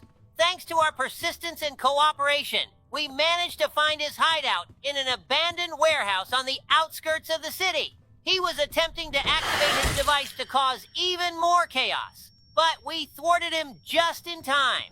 We arrested him and prevented a catastrophe. This incident reminded us that even during leisure time, we must always be vigilant and ready to act when necessary. And although this experience was scary and tense, we were able to overcome it together, like true partners and friends. Yes, it's wonderful to be a sheriff and have such a loyal and wonderful partner like you. Here we go, Sheriff Labrador. We've reached the next boss. We need to prepare ourselves mentally because it's going to be very challenging. So, dear friends, this video is coming to an end. If you want to see the continuation of our game, please like and subscribe to the channel. Well, we're not saying goodbye. See you soon. Hello everyone, it's Sheriff Labrador here. Today we've dived into one of the strangest modes in Roblox. Escape from the Inside Out 2 family prison. Imagine this, a prison, but not just any prison.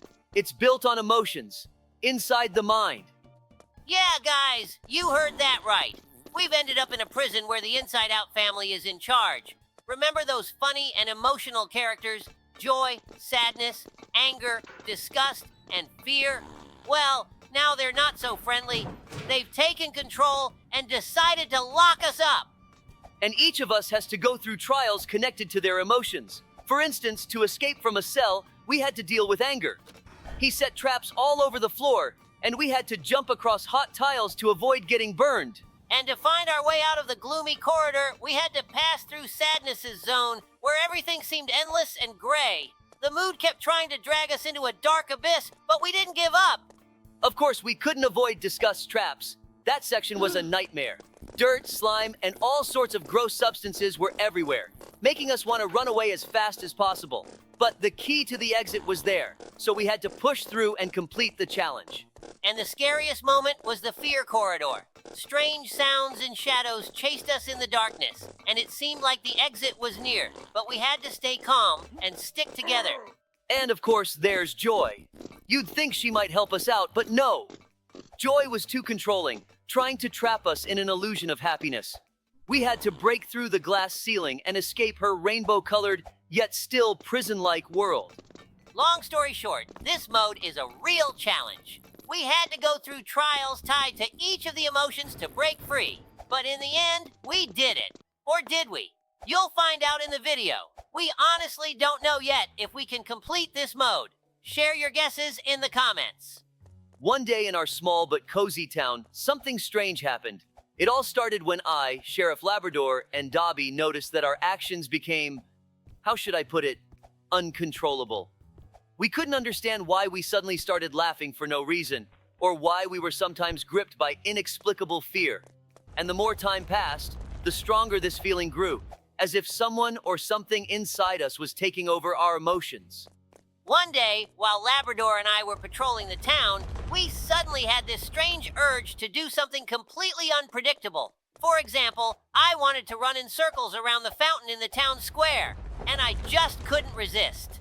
And I, suddenly frightened by some rustling noise, climbed the nearest tree and couldn't get down until I realized that I'm not even afraid of heights. We understood that something very unusual was happening to us. When we connected to the device, something incredible happened. It was like we fell inside ourselves and found ourselves in a bright, strange place that most resembled a city within the mind. But this city was unusual. It was inhabited by joy, sadness, anger, disgust, and fear from the movie Inside Out. Yes, they were the ones controlling us from within. We realized that they somehow transferred into our heads and were now fully in control of our emotions and actions. And while it seemed funny at first, we soon understood that it wasn't so fun after all. For example, joy made us laugh and jump for joy at the most inappropriate times. Imagine trying to apprehend a criminal, but instead, you just can't stop laughing. We realized we couldn't go on like this. Anger wasn't giving us any peace either. He pushed us towards aggressive actions. I even almost destroyed our police office once when the coffee machine broke. We knew we had to do something before we caused even more trouble. The first one we visited was Joy. She lived in a sunny, bright room full of laughter and fun. We explained to her that while joy is important, it needs to be appropriate and controlled.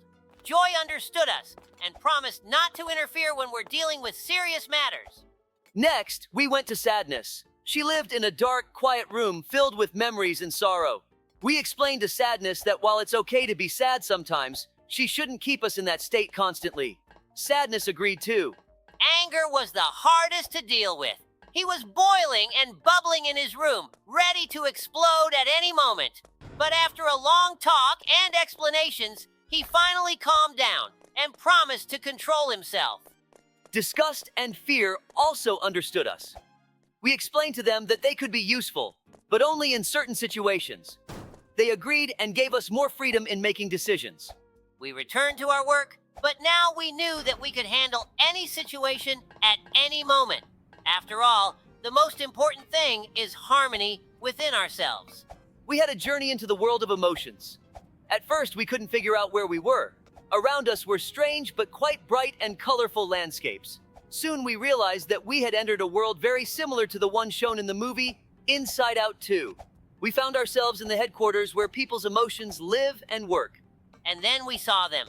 Joy, sadness, anger, fear, and disgust. Each one was very vivid and individual. Joy was in a pink dress and always sparkling. Sadness was blue and a bit sorrowful. Anger was all in flames and always looking agitated.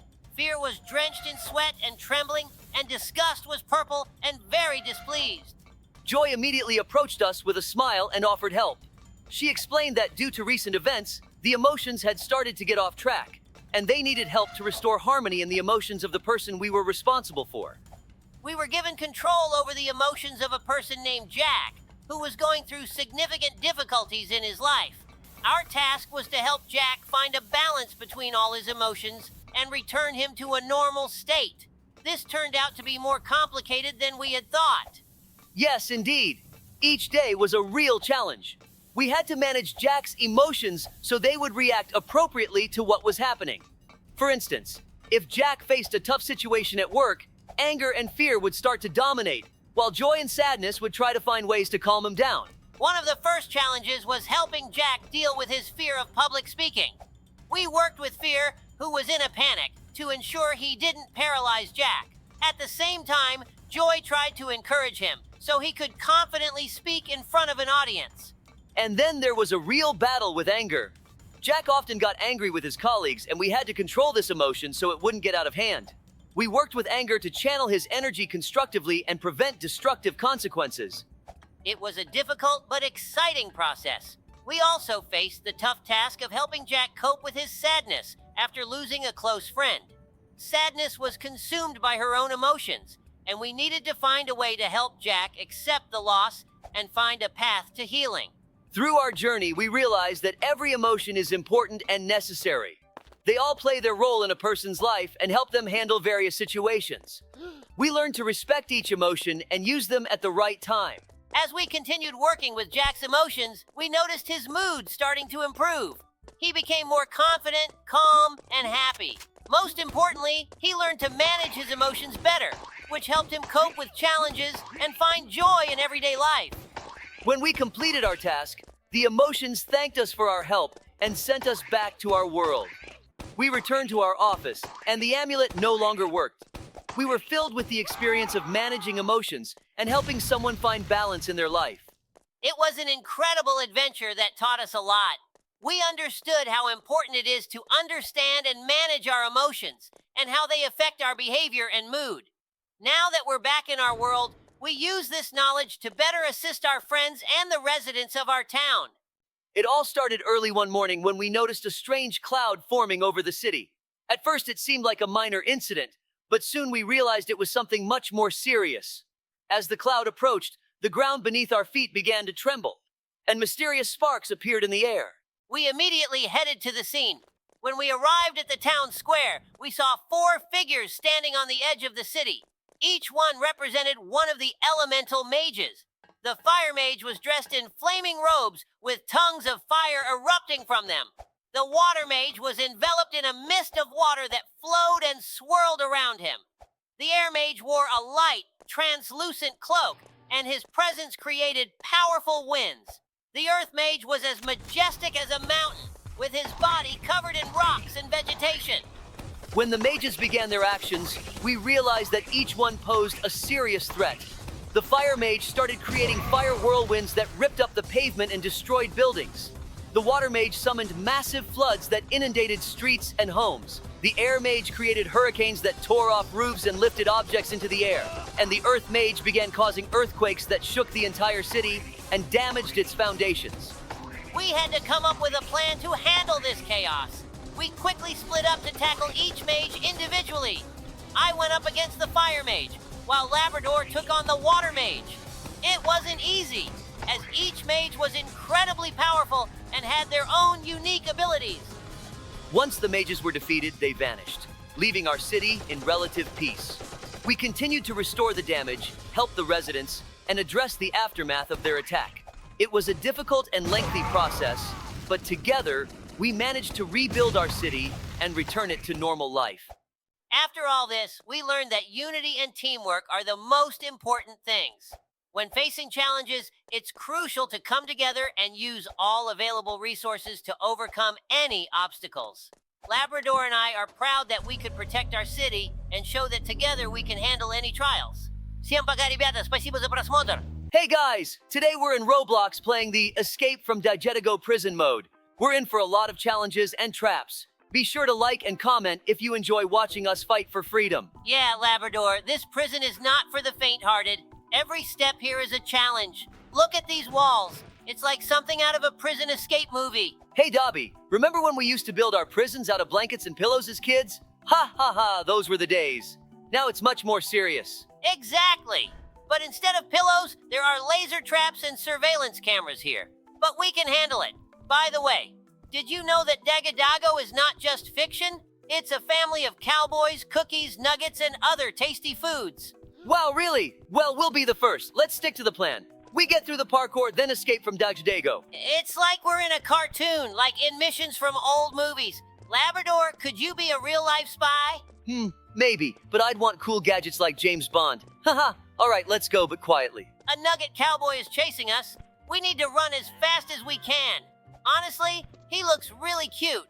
I don't even know what he could do to us. A nugget cowboy is chasing us. We need to run as fast as we can. Honestly, he looks really cute. I don't even know what he could do to us. Dobby, did you see that nugget cowboy? He looks like a live chicken in a cowboy outfit. Run faster before he catches us. Yeah, I didn't expect that at all. Are we in a cartoon? That nugget even has a gun. Come on, Labrador, jump over these planks. Be careful, don't fall. They look unreliable. It's like something out of an old Western movie. I can almost hear Ennio Morricone's music. Oh yeah, I wouldn't be surprised if there were saloons and cowboys on horses here. Hey, did you ever dream of becoming a cowboy? Well, as a kid, yeah, but I never imagined a nugget cowboy. Oh, careful, there he is, right behind us. Come on, Labrador. Just imagine we're in an exciting Western. Only instead of a regular sheriff, we're being chased by a creepy nugget. Ha ha! Ha ha, exactly. Hey, look, there are cacti ahead. Don't run into them. It will hurt. Haha, yeah, cacti are definitely not our friends. And I noticed there are barrels of dynamite everywhere. Seriously, who left these here? I guess cowboys had their ways of entertainment too. Listen, we're almost out of this desert. Don't stop now. Oh, another trap ahead. These wooden bridges could collapse at any moment. Hold on tight. Let's not end up at the bottom of this canyon. Dobby, what happens if the nugget catches us? Will he offer us a choice of sauces?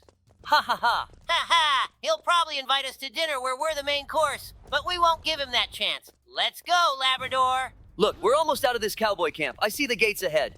Run with all your might. Come on, Labrador. We can do it. And by the way, if anyone asks, we were just passing by and decided to play cowboys and Indians for a bit. Ha ha! Guys, make sure to like and leave a comment.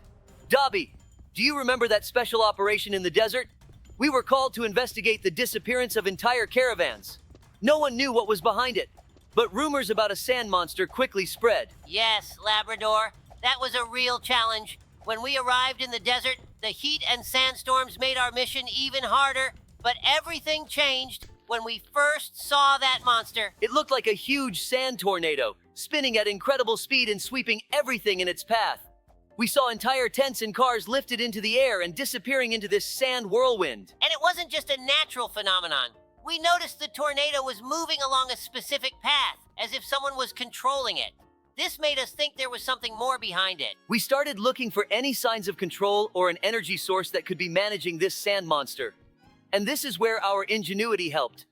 We found an old bunker that seemed to have been abandoned for a long time. When we got inside, we found equipment generating electromagnetic pulses.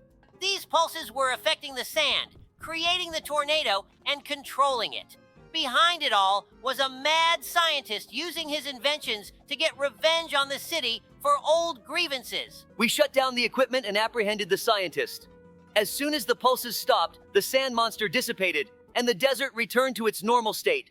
The city and the caravans were saved. That was really tough. Just like in the Spider-Man movie against Mysterio, fighting illusions. By the way, I remembered something else. Labrador, did you too? Haha. That day, when we faced the illusionist, it was one of the toughest cases we've ever encountered.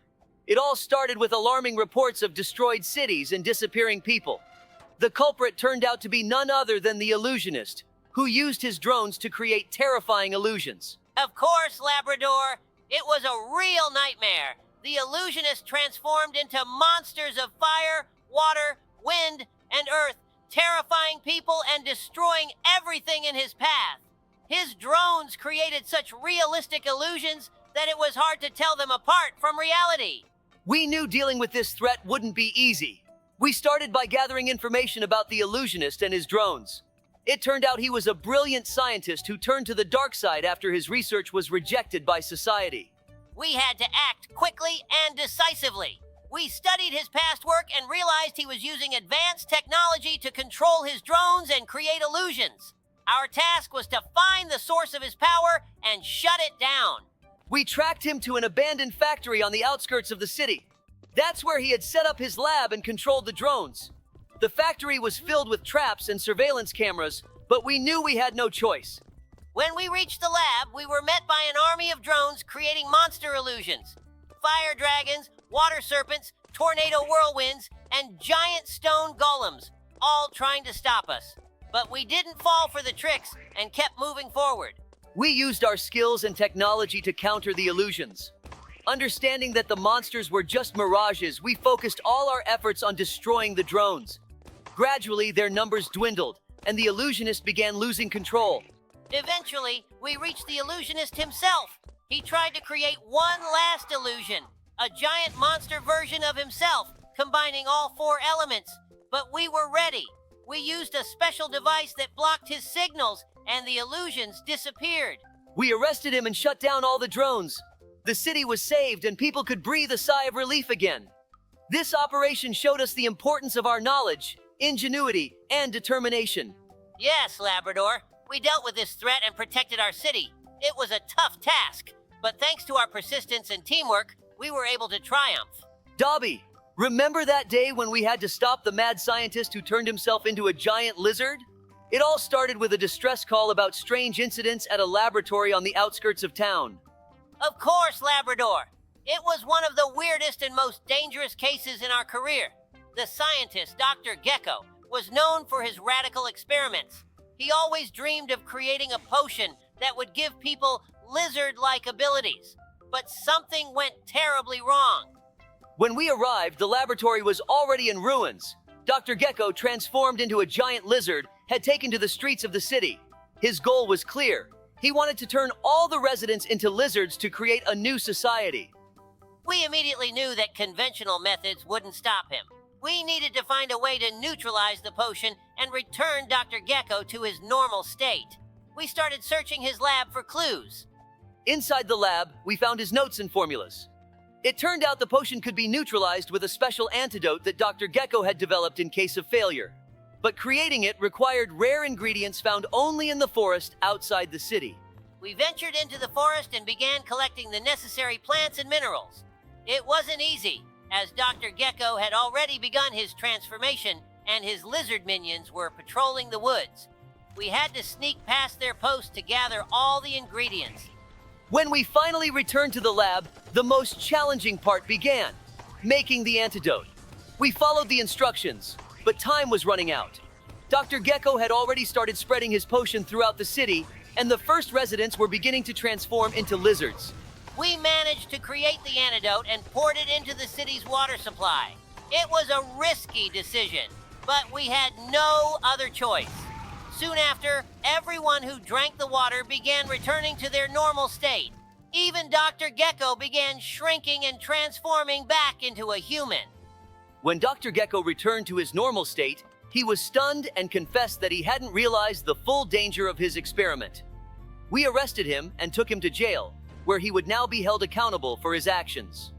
This operation showed us how dangerous experiments can be when they get out of control. But thanks to our perseverance and ingenuity, we were able to save the city and return everyone to normal. Hey, Dobie, remember that treasure hunt from last week? When we were searching for the treasure the mayor hid somewhere out there? Of course, Labrador. It was quite an adventure. The mayor really knows how to make things exciting. And as true adventurers, we couldn't miss out on such an opportunity. I remember how we all dug up every inch of that park. Even Bobby the squirrel joined in. I thought she was hinting at something, but turns out she just wanted a nut. And do you remember the mayor's cunning clue? Where the grasses are green, there the treasure lies unseen. We were suspicious of nearly every tree. But in the end, we found the treasure. And what was inside? Gift certificates for pizza. The mayor sure knows how to delight his citizens. Labrador, that was awesome. Now let's say goodbye to our viewers. Remember, if there are contests in your town, join them. Until next time. Best of luck to all of you, and until we meet again. Hello, friends. This is Sheriff Labrador and my faithful partner, Sheriff Dobie. Today we entered Roblox to play the game Escape the Sonic Mutant Prison, also known as Sonic Tapes. This mode is full of fast-paced adventures and unexpected twists, as we have to escape from a dark dungeon where the evil mutant Sonic is hunting anyone who dares to intrude on his territory. Hi, guys. Yes, this is going to be a real survival race. In this mode, we need to use our skills to avoid traps and run away from the mutant. They say Sonic has turned evil, and his speed is just astonishing. But we're not afraid, right, Labrador? Exactly, Dobie. I heard there are some secret paths in the prison that can help us outsmart Sonic and find the exit. We need to be careful not to fall into his traps. I suggest we first find a map and understand where all the exits are located. Are you ready? Ready as ever. First, let's see what's around the corner. Oh, look, there are some strange writings on the walls. These seem to be notes from previous prisoners. Maybe they'll give us a clue on how to escape? Don't forget, guys, to like and comment if you enjoy our content. Great idea, Dobby. Every like helps us on our adventure. So if you want to see more of our adventures, be sure to support us. Now let's check out these notes and try to find a way to freedom before Sonic notices us. Yes! And remember, if we escape, we can try out more modes in Roblox. Write in the comments what you'd like to see next. Let's start our mission and get out of this prison. Do you remember, Dobby, how we ended up in Sonic's world a week ago? It was completely unexpected. We were just walking in the park, and suddenly we were swept into this whirlwind. I thought my eyes were playing tricks on me when I saw everything around us becoming brighter and faster. We landed in some magical forest, where instead of trees, there were huge mushrooms and bright flowers. I had never seen anything like it. Yes, it felt like a dream. As soon as we landed, we heard something zooming past us at high speed. I thought it was just a myth. And then, could it be Sonic himself? He was so fast and cheerful. When he stopped and looked around, I was in total awe. He looked just like he does in the cartoons, only even more vibrant and alive. I remember how you started running towards him while I just stood there trying to grasp what was happening. Sonic noticed us and laughing asked if we wanted to ride with him. We didn't even have time to respond, and he was already off. You should have seen how fast you ran after him. I just couldn't resist. It was so thrilling. Yes, I remember how we raced after him like real super dogs. The wind was whistling in our ears, and everything around us turned into a smeared rainbow. I didn't even realize we had dashed through an entire level filled with rings and enemies.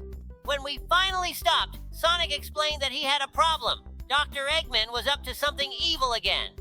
When he told us about his plans, I realized this was not just an adventure, it was a real mission.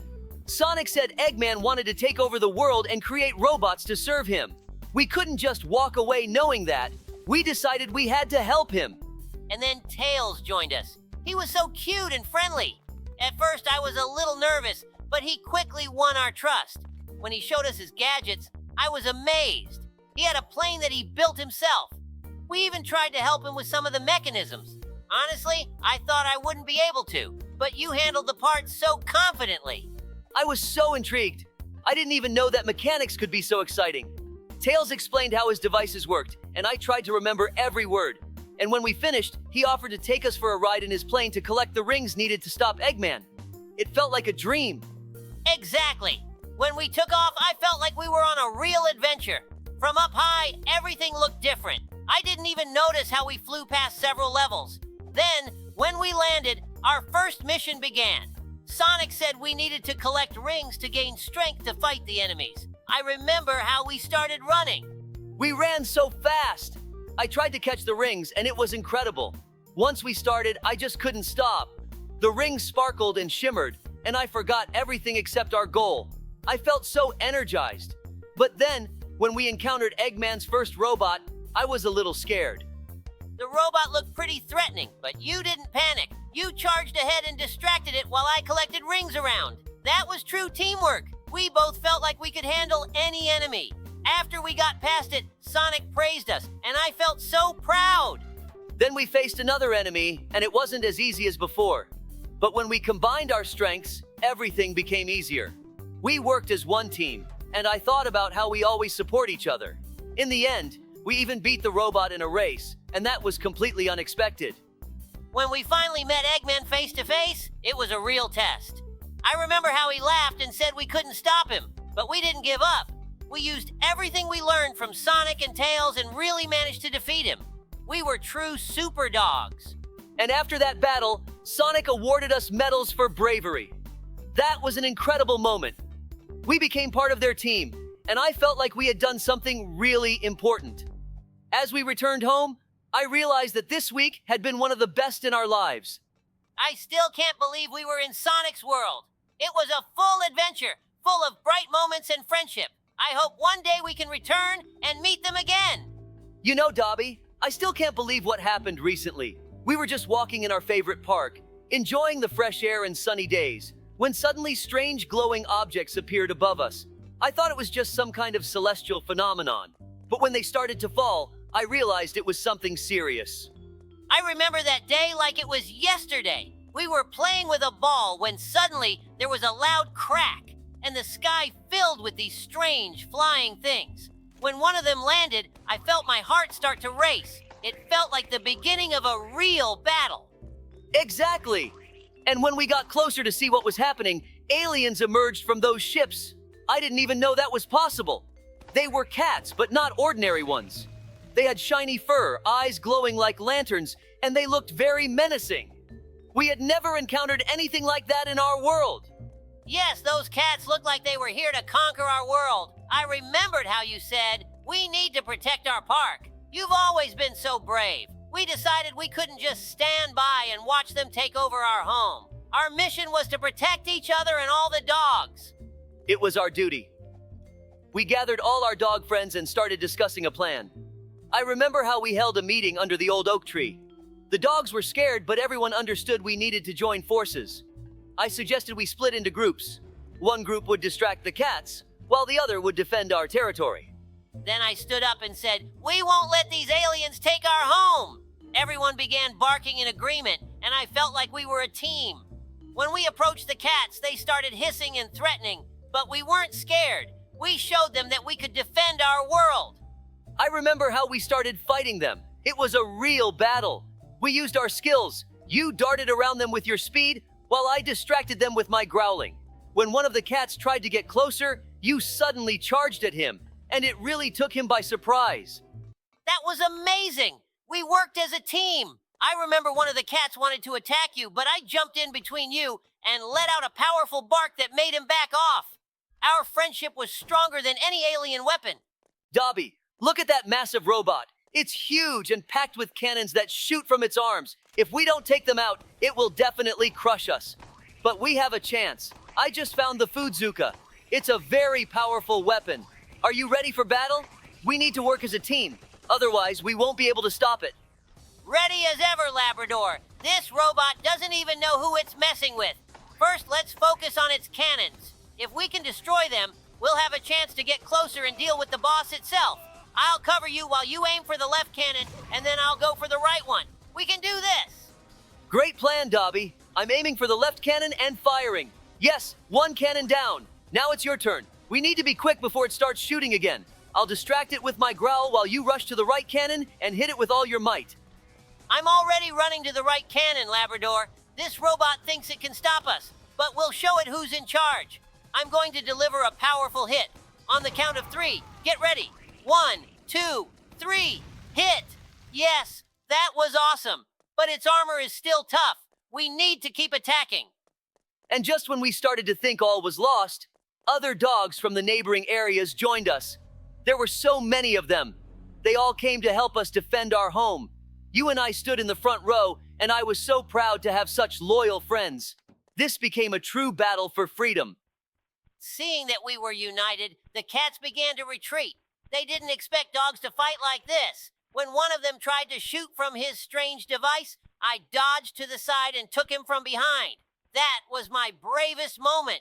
We laughed and celebrated, knowing we had managed to repel their attack. In the end, when the cats realized they couldn't defeat us, they started to leave. I remember how one of them, the biggest one, yelled, "We will be back!" And I was sure we would be ready for them next time. We protected our world, and that was the most important thing. After the cats left, all the dogs gathered together, and we began to celebrate our victory. We not only protected our home, but we also became closer to each other. I felt that our friendship had strengthened. Everyone was ready to stand up for each other if it was needed again.